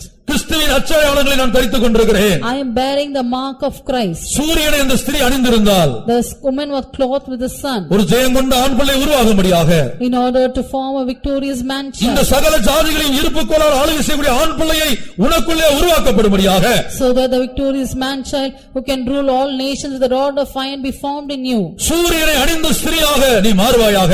You should become a woman clothed with the sun. வானத்திலே இருக்கக்கூடிய நபராக நீ மாறுவாயாக. You should become a person found in heaven. அந்த ஸ்திரீ வானத்திலே ஒரு அற்புதமாய் காட்சியளிக்கிறாள். This woman was seen as a wonder in heaven. அபிஷேகம் பண்ணப்பட்ட தேவனுடைய பிள்ளையே, உனக்குள்ளே ஊற்றப்பட்ட அபிஷேகத்தின் மூலம் நீ உன்னதங்களிலே கிறிஸ்து இயேசுவோடு கூட உட்கார வைக்கப்பட்டிருக்கிறாய். And now you anointed child of God by the anointing which you have received. You have been placed in heavenly places with Christ. ஆபிரகாம், ஈசாக்கு, யாக்கோபு எப்போது ஒரு அறிக்கை பண்ணுவார்களாம். Abraham, Isaac and Jacob, they always used to confess one thing. நான் ஒரு பரதேசி. I am a stranger. நான் இந்த உலகத்தில் ஒரு பரதேசி. I am a stranger on this நான் இந்த earth. உலகத்துக்கு ஒரு அந்நியன். I am a stranger to this earth. எபிரேயர் 11 அதிகாரத்தில் படிக்கிறோம். We read this in Hebrews 11. அவர்கள் அப்படி அறிக்கையிட்டு மரித்தார்கள். They confessed like this and they died. ஆனா நாம் என்ன அறிக்கையிட வேண்டும்? What we should confess? நான் ஒரு வானத்துக்குரியவன். I belong to heaven. நான் ஒரு வானத்துக்குரியவன். I belong to heaven. நான் பூமிக்குரியவன் அல்ல. I don't belong to this நான் earth. உலகத்துக்குரியவன் அல்ல. I don't belong to this நான் world. மாம்சத்துக்குரியவன் அல்ல. I don't belong to the flesh. மாமிசமே, அதன்படி ஜீவிப்பதற்கு நான் மாம்சத்துக்கு கடனாளி அல்ல. I am not debtor to live after the flesh. உங்கள் எத்தனை பேர் சொல்ல போகிறீர்கள்? How many are going to tell like this? வானத்திலே கர்த்தர் உன்னை ஒரு அற்புதமாய் வைத்திருக்கிறார். The Lord has placed you as a wonder in heaven. Nagamalai சபையிலே காணப்படுகிற அருமையான வாலிப சகோதரனே, சகோதரியே, Young brother and sister found in the church of நீ Nagamala. மதுரை பட்டணத்திலே இருக்கலாம். You may be in the city of Madurai. Kovai பட்டணத்திலே இருக்கலாம். You may be in Coimbatore. Trichy பட்டணத்திலே இருக்கலாம். Or you may be in Trichy. Chennai பட்டணத்திலே இருக்கலாம். Or you may be in Chennai. அல்லது வெளிநாட்டிலே எங்கேயாவது இருக்கலாம். Or you may be in some foreign country. ஆனால் உண்மை அது அல்ல. But that is not the truth. நீ திருச்சியில மதுரையில அல்ல, வானத்திலே இருக்கிறாய். You are not in Trichy or Madurai, but you are seen in heaven. நீ பெற்றுக்கொண்ட அபிஷேகத்தின் மூலமாக கர்த்தர் உன்னை உன்னதத்திலே அவரோடு கூட உட்கார வைத்திருக்கிறார். By the anointing that you have received, the Lord has placed you in heavenly places along with Him. அதை எப்போதும் தியானிப்பாயாக. Always meditated. அதை வாயினால் அறிக்கையிடுவாயாக. You confess it with your mouth. அதை நிச்சயப்படுத்திக் கொள்வாயாக. You make sure of it. கர்த்தாவே, நான் பூமிக்குரியவன் அல்ல. Lord, I am not a person of this earth. ஒவ்வொரு வாலிபனும் சொல்லுங்கள், நான் பூமிக்குரியவன் அல்ல. Each youth you tell, I do not belong to நான் this earth. மதுரைக்குரியவன் அல்ல. I do not belong to Madurai. நான் திருச்சிக்குரியவன் அல்ல. I do not belong to Trichy. நான் லண்டனுக்குரியவன் அல்ல. I do not belong to நான் London. அமெரிக்காக்குரியவன் அல்ல. I do not belong to O, America. நான் வானத்துக்குரியவன். I belong to heaven. 1 கொரிந்தியர் 15 அதிகாரத்தில் வாசிக்கிறோம். 15 அதிகாரம் 48 வசனம். 1 Corinthians 15:48. மண்ணானவன் எப்படிப்பட்டவனோ, How is the earthy person? மண்ணானவர்களும் அப்படிப்பட்டவர்களே. Likewise are the earthy people. அருமையான தேவனுடைய பிள்ளையே, நீ மண்ணானவன் அல்ல. Dear child of God, you are not an earthly person. வானத்துக்குரியவர் எப்படிப்பட்டவரோ as the heavenly person is. வானத்துக்கு உரியவர்களும் அப்படிப்பட்டவர்களே. Those who belong to the heaven are also like that. நான் இந்த சபைக்கு சொல்லுகிறேன், I tell this church, இந்த சபையில காணப்படுகிற சிறியோர் பெரியோர் வாலிபர் வயதானவர்கள் யாவருக்கும் சொல்லுகிறேன், to the young and old, to the small and big, I tell this. நீ மண்ணுக்குரியவன் அல்ல. You don't belong to this earth. நீ பூமிக்குரியவன் அல்ல. You don't belong to this earth. நீ மதுரை பட்டணத்துக்குரியவன் அல்ல. You do not belong to Madurai. நீ நாகமலை பட்டணத்துக்குரியவன் அல்ல. You do not belong to Nagamala. நீ வானத்துக்குரியவன். You belong to heaven. ஒவ்வொரு நாளும் அதிகாலையில் எழும்பும்போது அறிக்கையிடு. Every day morning you confess this. நான் வானத்துக்குரியவன் ஆண்டவரே. Lord, I belong to heaven. நீர் எனக்கு கொடுத்த அபிஷேகத்தின் மூலமாக by the anointing which you gave me, நான் உன்னதத்திலே உம்மோடு கூட உட்கார்ந்து இருக்கிறேன். I have been sitting with you in heavenly places. உன்னதத்திலே தனியாக இல்லை. I am not alone in heavenly places. இயேசுவோடு கூட எபேசியர் 2:7 வாசிக்கிறோம். In Ephesians 2:7 we read, கிறிஸ்து இயேசுவுக்குள் நம்மை அவரோடு கூட எழுப்பி உன்னதங்களிலே அவரோடு கூட உட்காரவும் செய்தார். உன்னதங்களிலே அவரோடு கூட உட்கார செய்திருக்கிறார். He hath made us sit together in heavenly places in Christ Jesus. நான் சொல்லுகிறேன், இதை மாத்திரம் நிச்சயப்படுத்திக் கொள்ளுங்கள். You make sure of this. நீங்கள் மண்ணானவர்கள் அல்ல. You do not belong to this earth. நீங்கள் இந்த பூமிக்குரியவர்கள் அல்ல. You don't belong to this earth. நீங்கள் வானத்துக்குரியவர்கள். You belong to heaven. வானத்துக்குரியவர்கள். You belong to heaven. ரெண்டு மேனிகளை குறித்து 1 கொரிந்தியர் 15 பவுல் பேசுகிறார். In 1 Corinthians 15 chapter, Paul speaks about two different bodies. பூமிக்குரிய மேனிகளும் உண்டு, வானத்துக்குரிய மேனிகளும் உண்டு. There are the earthly clothing and the heavenly clothing. பூமிக்குரிய மேனிகளும் உண்டு, வானத்துக்குரிய மேனிகளும் உண்டு. There are celestial bodies and terrestrial bodies. அருமையான தேவனுடைய பிள்ளையே, நீ ஒரு வானத்துக்குரிய மேனியாயிருக்கிறாய். You are a celestial body. அதுதான் அற்புதம். That is the wonder. வானத்திலே ஒரு பெரிய அற்புதத்தை அவர் காண்கிறார். He saw a great wonder in heaven. அந்த ஸ்திரீ சூரியனை அணிந்திருக்கிறாள். The woman was clothed with sun. அபிஷேகத்தின் மூலமாக நாம் வானத்திலே இருக்கிறோம். By the anointing we are in heaven. ஞானஸ்நானம் பெற்றுக்கொண்டதன் மூலமாக கிறிஸ்துவை நாம் தரித்துக் கொண்டோம். By receiving water baptism we have put on Christ. சந்திரன் மேல் இருப்பது கிருபையின் மேல் இருக்கிற ஒரு வாழ்க்கை. But standing on the moon is standing on the grace. 12 நட்சத்திரம் உள்ள கிரீடம் அவள் தலையின் மேல் காணப்பட்டது. A crown of 12 stars was found upon her head. மேன்மையான அப்போஸ்தல ஊழியத்தை தேவன் நமக்கு கொடுத்தார். The Lord has given us an excellent apostolic ministry. இயேசு தன்னுடைய ஜெபத்தில் இப்படி சொல்லுகிறார். Jesus says in his prayer, அதையே நானும் வழிமொழிகிறேன். I too repeat it. இயேசு என்ன சொல்லுகிறார்? What did Jesus say? பிதாவே, இதை கல்விமான்களுக்கும் ஞானிகளுக்கும் மறைத்து பாலகர்களாகியவர்களுக்கு வெளிப்படுத்தினீரே. Father, thou hast hid this to the wise men and thou hast revealed it to the babes. பாலகர்களாகியவர்களுக்கு இந்த மேன்மையான சத்தியத்தை, மேன்மையான சபையை, மேன்மையான பரிசுத்தவான்கள் ஐக்கியத்தை வெளிப்படுத்த உம்முடைய திருவுளத்துக்கு பிரியமாயிருந்தது. Father, it was pleasing to you that you should reveal this precious truth and the precious church and the precious fellowship of the saints to these babes. அருமையான தேவனுடைய பிள்ளையே, Dear child of God, சகல ஜாதிகளையும் இருப்புக்கோளால் ஆளுகை செய்யும் ஆண் பிள்ளையை பெற்றெடுக்கும்படியாக, in order to bring forth a man child who has to rule all nations, முதலாவது சூரியனை அணிந்திருக்க வேண்டும். first of all you should be clothed with the sun. வானத்திலே ஒரு அடையாளமாய் காணப்பட வேண்டும். You should be seen as a wonder in heaven. நான் ஒரு வானத்துக்குரியவன்கிற தரிசனம் வேண்டும். You should have a vision that you belong to heaven. வாயினால் அதை அறிக்கை பண்ண வேண்டும். You should confess it with your mouth. நான் வானத்துக்குரியவன். I belong to heaven. இயேசுவோடு கூட நான் உன்னதங்களிலே உட்கார்ந்து இருக்கிறேன். I am sitting along with Jesus in நான் இந்த heavenly பூமிக்குரியவன் அல்ல. places. I do not belong to நான் this இந்த earth. உலகத்துக்குரியவன் அல்ல. I do not belong to this இந்த world. உலகத்தில் ஸ்தானங்கள், பட்டங்கள், பதவிகளுக்கு நான் அடிமைப்பட்டவன் அல்ல. I am not a slave to all the positions and degrees found in this world. அவைகளை இச்சிக்கக்கூடியவன் அல்ல. I don't lust them. ஏனென்றால் இந்த உலகத்தில் உள்ள சிங்காசனங்கள், All the thrones that are found on this earth, இந்த உலகத்தில் உள்ள position, all the positions of the world, இந்த உலகத்தில் உள்ள பட்டம், பதவி, கிரீடம், all the crowns and positions found in the world, இதுக்கு எல்லாவற்றுக்கும் மேலதான் கர்த்தர் உட்கார வைத்திருக்கிறார். above all this the Lord has placed you up in heaven. இன்றைக்கு அமெரிக்காவிலே வெள்ளை மாளிகையில ஓபாமா ஆசனம் இருக்கிறது, அமெரிக்க ஜனாதிபதி. In America, in the White Palace, we find the seat of Obama. ஆனா தேவன் என்ன செய்திருக்கிறார்? But what has God done? Obama அமெரிக்காவில வெள்ளை மாளிகையில தான் ஒரு சிங்காசனத்துல உட்கார்ந்து இருக்கிறார். Obama is sitting in a throne in the White Palace in America. ஆனா இந்த நாகமலையில சாதாரண நபராய் காணப்படுகிற உன்னை ஆண்டவர் ஓபாமாவின் தலைக்கு மேல உன்னதத்துல கொண்டு போய் உட்கார வைத்திருக்கிறார். But you are seen as an ordinary person in Nagamalai. The Lord has placed you above Obama in heaven.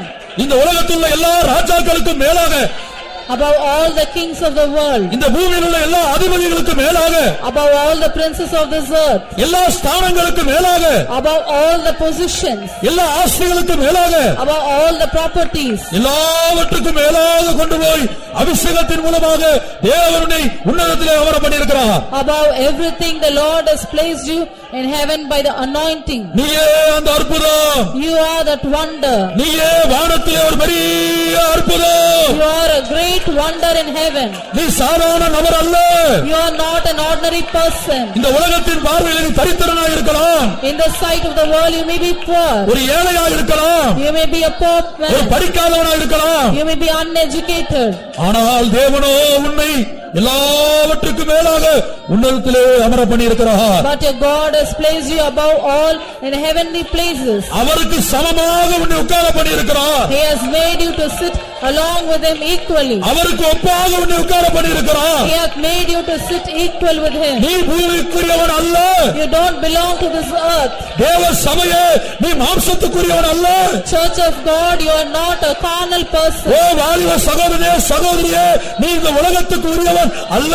Oh young brother and sister, you do not belong to this world. தேவன் உன்னை உன்னதத்திலே கொண்டு போய் நிறுத்தி இருக்கிறார். God has set you in heavenly places. நீ சென்னை பட்டணத்தில் இருப்பாயானால், If you are found in Chennai, நீ வானத்திலே ஒரு அற்புதமாக தேவன் உன்னை வைத்திருக்கிறார். the Lord has placed you as a wonder in heaven. நீ மதுரை பட்டணத்தில் இருப்பாயானால், If you are found in Madurai, இந்த பட்டணத்திலே வானத்திலே ஒரு அற்புதமாய், பெரிய அற்புதமாய் கர்த்தர் உன்னை வைத்திருக்கிறார். the Lord has placed you as a great wonder in heaven. அதை மறக்காதே, Don't forget this. அதை விசுவாசி, You believe it. அதை நம்பு.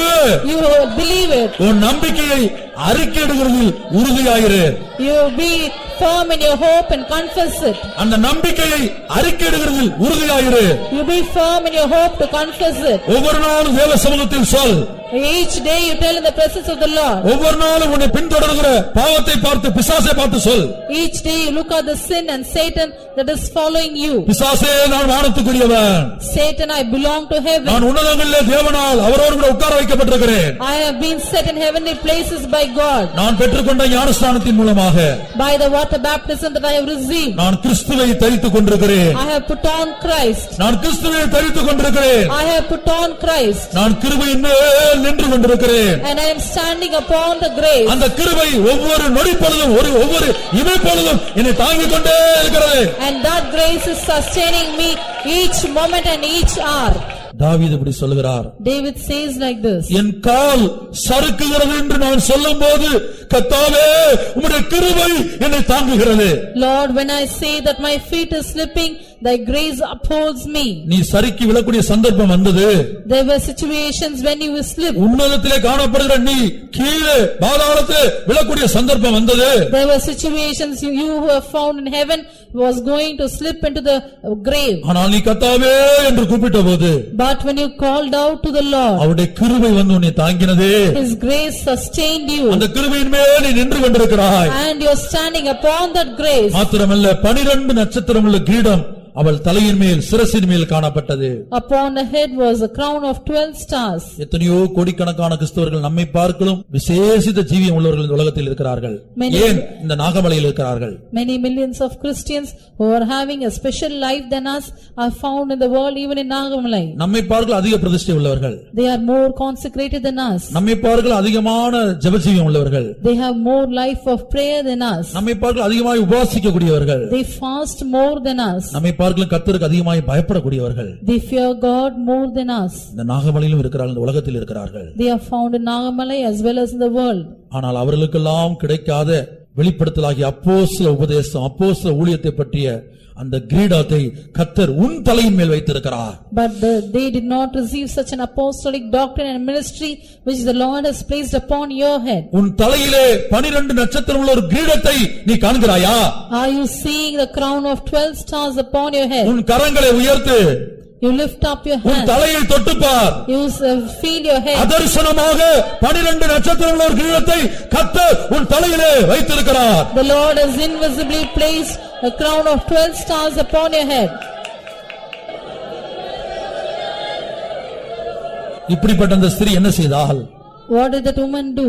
பிள்ளை பெறும்படியாக, in order to give அவள் birth. கர்ப்பவதியாய் இருந்தால் She was with child, பிள்ளை பெறும்படியாக, in order to bring forth a child. பிரசவ வேதனை அடைந்தால் She was travailing, வருத்தப்பட்டு அலறினாள். and she cried with pain. அருமையான தேவனுடைய பிள்ளையே, Dear child of God, சூரியனை அணிந்துகள், let you be clothed with sun. வானத்திலே ஒரு பெரிய அற்புதமாய் மாறு. You become a great wonder in heaven. நான் வானத்திலே இருக்கிறேன் என்கிற வெளிப்படுத்தலுக்குள் கடந்து வா. You come into the revelation that you are in heaven. நான் சாதாரண மனுஷன் இல்லை என்று பிசாசை பார்த்து சொல். You tell to Satan that I am not an ordinary person. நான் பூமிக்குரியவன் அல்ல, நான் உலகத்துக்குரியவன் அல்ல, நான் மாம்சத்துக்குரியவன் அல்ல என்று பிசாசை பார்த்து சொல். You tell unto the Satan that I do not belong to this earth, I do not belong to the flesh. தேவன் என்னை வானத்திலே அமர பண்ணி இருக்கிறார். The Lord has set me in heavenly நான் places. கிறிஸ்துவை தரித்துக் கொண்டிருக்கிறேன். I have put on Christ. அந்த நீதியின் சூரியனை அணிந்திருக்கிறேன். I have been clothed with the sun of நான் சந்திரன் righteousness. மேல் நின்று கொண்டிருக்கிறேன். I am standing upon the moon. என் தலையின் மேல் 12 நட்சத்திரம் உள்ள கிரீடம் இருக்கிறது. Upon my head is a crown of 12 stars. மற்ற கிறிஸ்தவர்களுக்கு இல்லாத விசேஷம் உன் தலையின் மேல் தேவன் வைத்திருக்கிற 12 நட்சத்திரம் உள்ள கிரீடமே. The speciality that other Christians does not have is a crown of 12 stars upon your head. உன்னுடைய விசேஷம் என்ன தெரியுமா? What is the speciality? மற்ற கிறிஸ்தவர்களுக்கு இல்லாத விசேஷம். What is the speciality that other Christians do not have? 12 நட்சத்திரம் உள்ள அந்த கிரீடத்தை உன் சிரசின் மேல், உன் தலையின் மேல் தேவன் வைத்திருக்கிறார். God has placed a crown of 12 stars upon your head. அதுதான் இந்த அப்போஸ்தல சபையில பரிசுத்தவான்களுடைய ஐக்கியத்துல எவ்வளவேனும் தகுதி இல்லாத என்னையும் உங்களையும் ஆண்டவர் கொண்டு வந்தார். That's why the Lord has brought you and me who are not worthy into this fellowship of the saints in the apostolic doctrine. இப்போது பிரசவவேதனைக்கு ஒப்பான ஒரு வேதனை நமக்கு உண்டாகட்டும். Now let us have an experience of travailing in வருத்தப்பட்டு pain. அலற ஆரம்பிப்போம். Let us cry out with pain. ஒரு அலறுதலின் சத்தம் இந்த இடத்துல உண்டாகட்டும். Let a cry be heard in this place. ஒவ்வொரு வாலிப சகோதரனுக்குள்ள அந்த சத்தம் ஒலிக்கட்டும். Let it be heard in each young brother. பரலோகம் அதை காணட்டும். Let the heavens see it. இதோ அக்னிமயமான கண்களோடு There with fiery eyes. உயிர்த்தெழுந்த கிறிஸ்து The resurrected Christ. இந்த கூட்டத்தின் முடிவிலே நம்மத்திலே உலாவிக் கொண்டிருக்கிறார். At the end of the meeting he is moving in our midst. அந்த உயிர்த்தெழுந்த கிறிஸ்துவை குறித்து நான் சொல்லுகிறேன். I tell you about the resurrected Christ. யோவான் தரிசனத்திலே கண்ட உயிர்த்தெழுந்த கிறிஸ்து. John in his vision he saw the resurrected Christ. அவர் நம்மத்திலே உலாவிக் கொண்டிருக்கிறார். He is moving in our midst. நான் அவர் எப்படி இருக்கிறார் என்பதை சொல்லுகிறேன். நீங்கள் கண்களை மூடி விசுவாசத்தால் அதை பாருங்கள். I'll tell you how he is, and you with closed eyes you see with eyes of faith. நிலையங்கி தரித்தவராக, He is clothed with the மார்பருகே பொற்கச்சியை கட்டி, and he has girded the loins of gold upon his girt. அவருடைய சிரசானது, அந்த சிரசின் மயிரானது வெண் பஞ்சை போலவும் உறைந்த மலையை போலவும் வெண்மையாயிருக்கிறது. His head and his hairs were white like wool, as white as snow. அவருடைய கண்கள் அக்னி ஜுவாலையை போல் இருக்கிறது. His eyes were as flame of fire. அவருடைய பாதங்கள் உலைக்களத்தில் காய்ந்த பிரகாசமான வெண்கலம் போல் இருக்கிறது. His feet were like unto fine brass burned in a furnace. அவருடைய சத்தம் பெருவெள்ளத்து இறைச்சில போல் இருக்கிறது. His voice is the sound of many waters. தமது வலது கரத்திலே 7 நட்சத்திரங்களை ஏந்தி கொண்டிருந்தார். He has in his right hand 7 stars. அவர் வாயிலிருந்து இருபுறம் கருக்குள்ள பட்டயம் புறப்பட்டது. Out of his mouth went a sharp two-edged sword. அவருடைய முகம் வல்லமையாய் பிரகாசிக்கிற சூரியனை போல் இருந்தது. His countenance was as the sun that shineth in his strength. யோவான் தன்னை குறித்து சொல்லுகிறார். John concerning him is saying, நான் அவரை கண்டபோது, when I saw him, இப்படிப்பட்ட உயிர்த்தெழுந்த கிறிஸ்துவை நான் கண்டபோது, when I saw the resurrected Christ, செத்தவனைப் போல அவருடைய பாதத்தில் விழுந்தேன். fell at his feet as dead. செத்தவனைப் போல அவருடைய பாதத்தில் விழுந்தேன். I fell at his feet as dead. அப்படி விழுந்தபோது அவர் என்ன செய்தார் தெரியுமா? When he fell down, what did he do? அப்பொழுது அவர் தம்முடைய வலது கரத்தை என்மேல் வைத்து, He laid his right hand upon me. அப்போது அவர் தமது வலது கரத்தை என்மேல் வைத்து, And he laid his right hand upon me. என்னை நோக்கி, And he said unto me, பயப்படாதே, fear not, பயப்படாதே, fear not, பயப்படாதே, fear not. நான் முந்தினவரும் பிந்தினவருமாக இருக்கிறேன். I am the first and the last. நான் முந்தினவரும் பிந்தினவரும் உயிருள்ளவருமாக இருக்கிறேன். I am the first and the last. அடுத்து சொல்லுகிறார், And next he says, மரித்தேன், I was dead, ஆனாலும் இதோ சதா காலங்களிலும் உயிரோடு இருக்கிறேன். and behold, I am alive for evermore. மரித்தேன், I was dead, ஆனாலும் சதா காலங்களிலும் உயிரோடு இருக்கிறேன். and behold, I am alive for evermore. மரித்தேன், I was dead, ஆனாலும் இதோ சதா காலங்களிலும் உயிரோடு இருக்கிறேன். ஆமென். and behold, I am alive for evermore. Amen.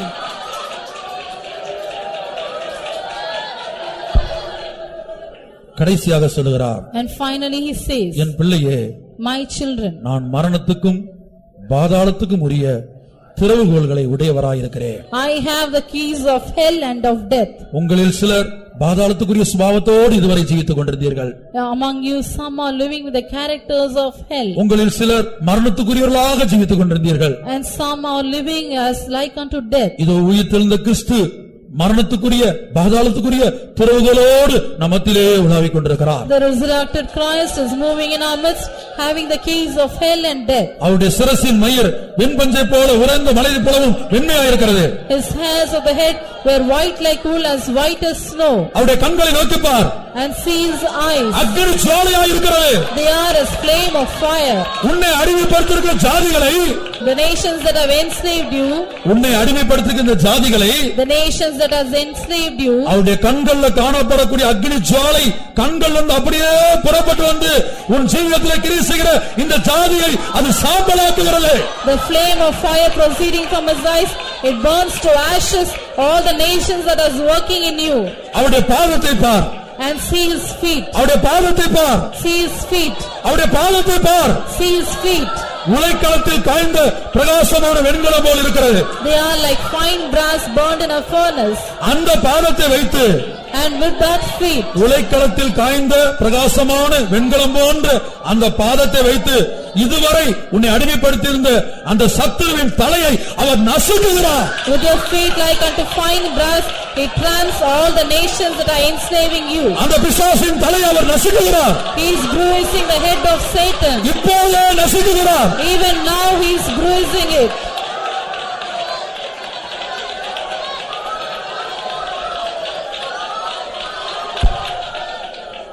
உங்கள் எத்தனை பேர் யோவானை போல இப்படி ஒரு தரிசனம் கண்டபோது யோவானை போல செத்தவனை போல அவருடைய பாதத்தில் சாஷ்டாங்கமாய் விழப்போகிறீர்கள்? How many of you like John are going to fall dead at his feet? செத்தவனை போல சாஷ்டாங்கமாய் இந்த வேளையில் அவருடைய பாதத்திலே விழுவாயானால், If you fall at his feet as dead, அவர் ஒன்று செய்வார்.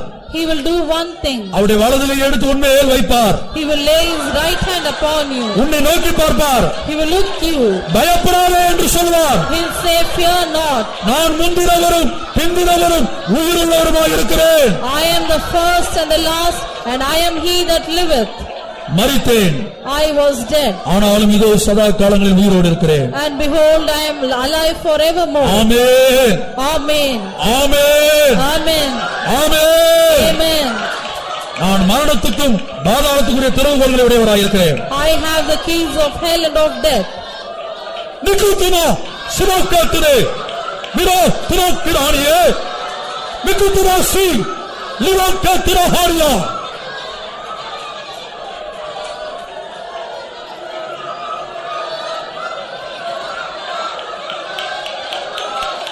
மரித்தவர்களைப் போல தேவ சமூகத்தில் சாஷ்டாங்கமாய் விழுகிற சிலரை நான் காண்கிறேன். I see some persons who have fallen dead at the feet of Jesus. இதோ உயிர்த்தெழுந்த இயேசுவின் கரம் அன்றைக்கு யோவான் தலையின் மேல் வைக்கப்பட்ட அவருடைய வலது கரம் இங்கே சில வாழ்வுகள் மேல் வைக்கப்படுகிறது. The hand of the resurrected Christ is placed upon some young brothers.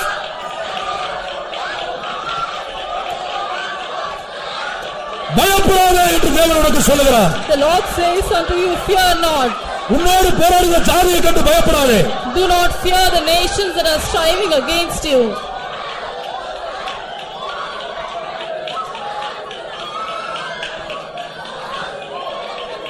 சகல ஜாதிகளையும் இருப்புக்கோள் ஆளுகை செய்கிற ஆண் பிள்ளையாய் நான் உன்னை மாற்றப் போகிறேன் என் பிள்ளையே. He says, I'll change you as a man child who can rule all nations with a rod of iron. இந்த உலகத்தை நீ ஜெயிக்கத்தான் போகிறாய். You are going to overcome the world. மாம்சத்தை நீ ஜெயிக்கத்தான் போகிறாய். You are going to overcome the flesh. வியாதியை நீ ஜெயிக்கத்தான் போகிறாய். You are going to overcome the sickness. பாவத்தை நீ ஜெயிக்கத்தான் போகிறாய். You are going to overcome sin. மரணத்தை நீ ஜெயிக்கத்தான் போகிறாய். You are going to overcome death. பாதாளத்தை நீ ஜெயிக்கத்தான் போகிறாய். You are going to overcome the hell.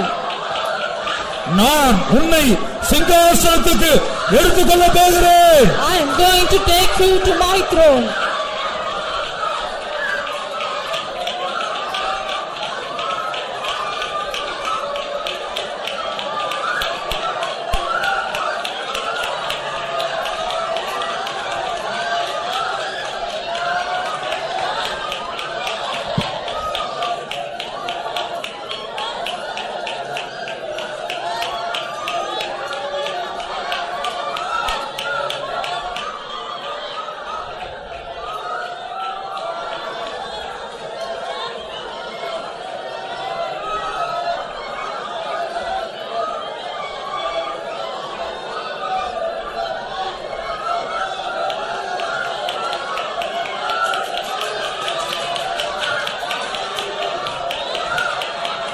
ஜெயம் ஜெயம் அல்லேலூயா ஜெயம் ஜெயம் நமக்கே ஜெயம் ஜெயம் அல்லேலூயா ஜெயம் ஜெயம் நமக்கே ஜெயம் ஜெயம் அல்லேலூயா ஜெயம் ஜெயம் நமக்கே ஜெயம் ஜெயம் அல்லேலூயா ஜெயம் ஜெயம் நமக்கே ஜெயம் ஜெயம் அல்லேலூயா ஜெயம் ஜெயம் நமக்கே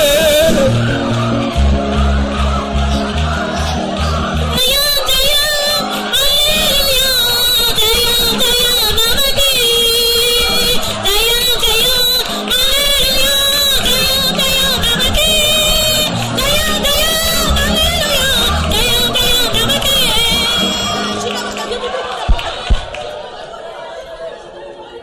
அநேக வாலிப சகோதரின் மேல் உயிர்த்தெழுந்த கிறிஸ்துவின் வலதுகரம் வைக்கப்பட்டது.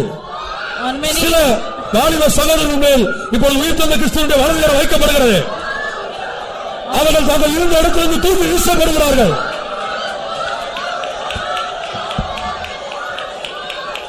ஆமென். ஹல்லேலூயா.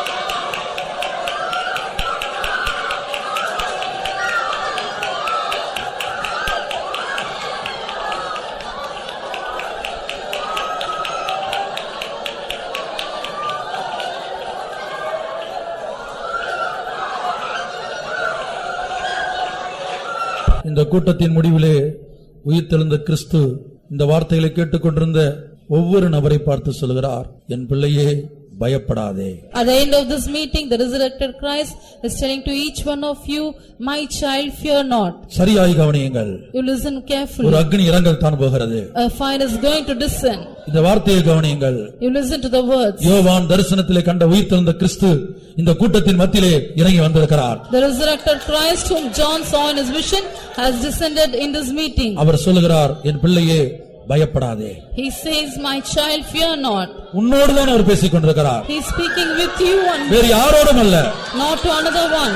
பயப்படாதே என்று சொன்னவர் He says, fear not. தம்முடைய வலது கரத்தை எடுத்து உண்மையில் வைக்கிறார். He is placing his right hand upon you. தமது வலது கரத்தை எடுத்து உண்மையில் வைக்கிறார். He is placing his right hand upon you. நான் முந்தினவரும் பிந்தினவரும் உயிருள்ளவருமாய் இருக்கிறேன். I am the first and the last, and I am he that liveth.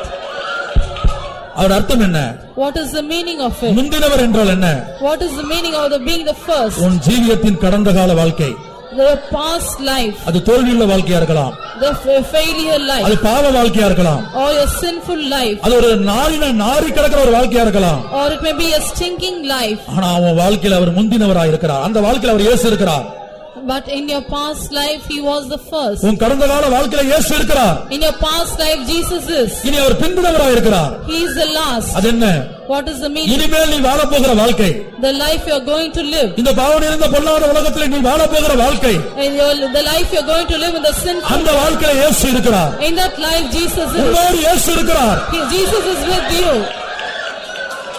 உன்னுடைய கடந்த கால வாழ்க்கையிலும் In your past life இனி வரக்கூடிய உன்னுடைய வருங்கால வாழ்க்கையிலும் and in your future life. அவர் செத்து போனவராக அல்ல, He is not a dead person. உயிருள்ளவராய் இருக்கிறார். He is he that liveth. உயிருள்ளவராய் இருக்கிறார். He is a living person உயிருள்ளவராய் இருக்கிறார். and he is a he liveth.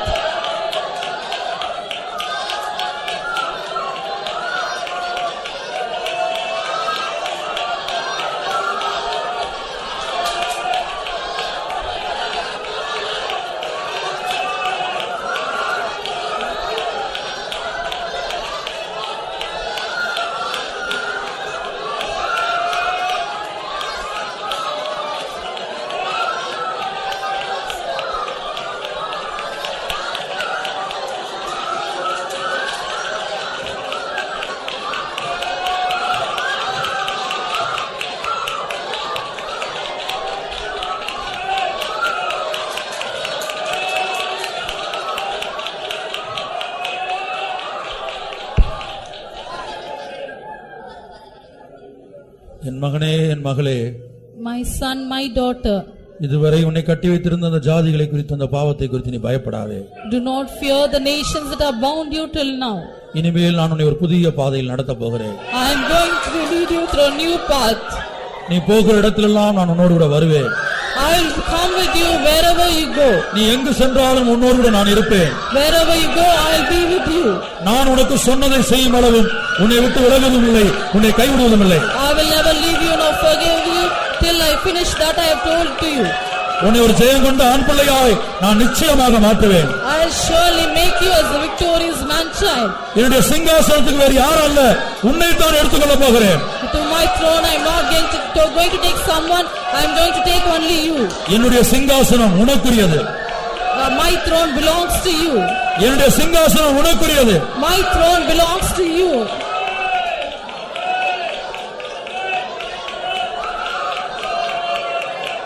நீ என்னை விசுவாசி.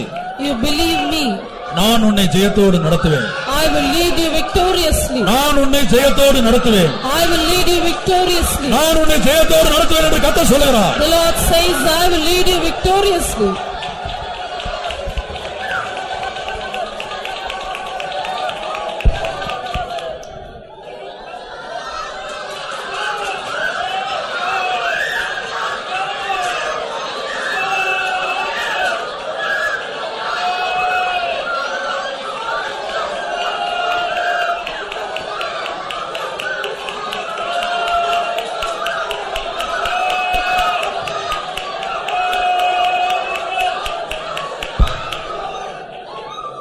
தன்னுடைய வலது கரத்தை நீட்டினவராய் உயிர் தெழுந்த கிறிஸ்து இதோ சகோதரர்கள் மத்தியிலே இடையிலே ஊடுருவி செல்வதை நான் காண்கிறேன். I see the resurrected Christ with his right hand moving among the brothers.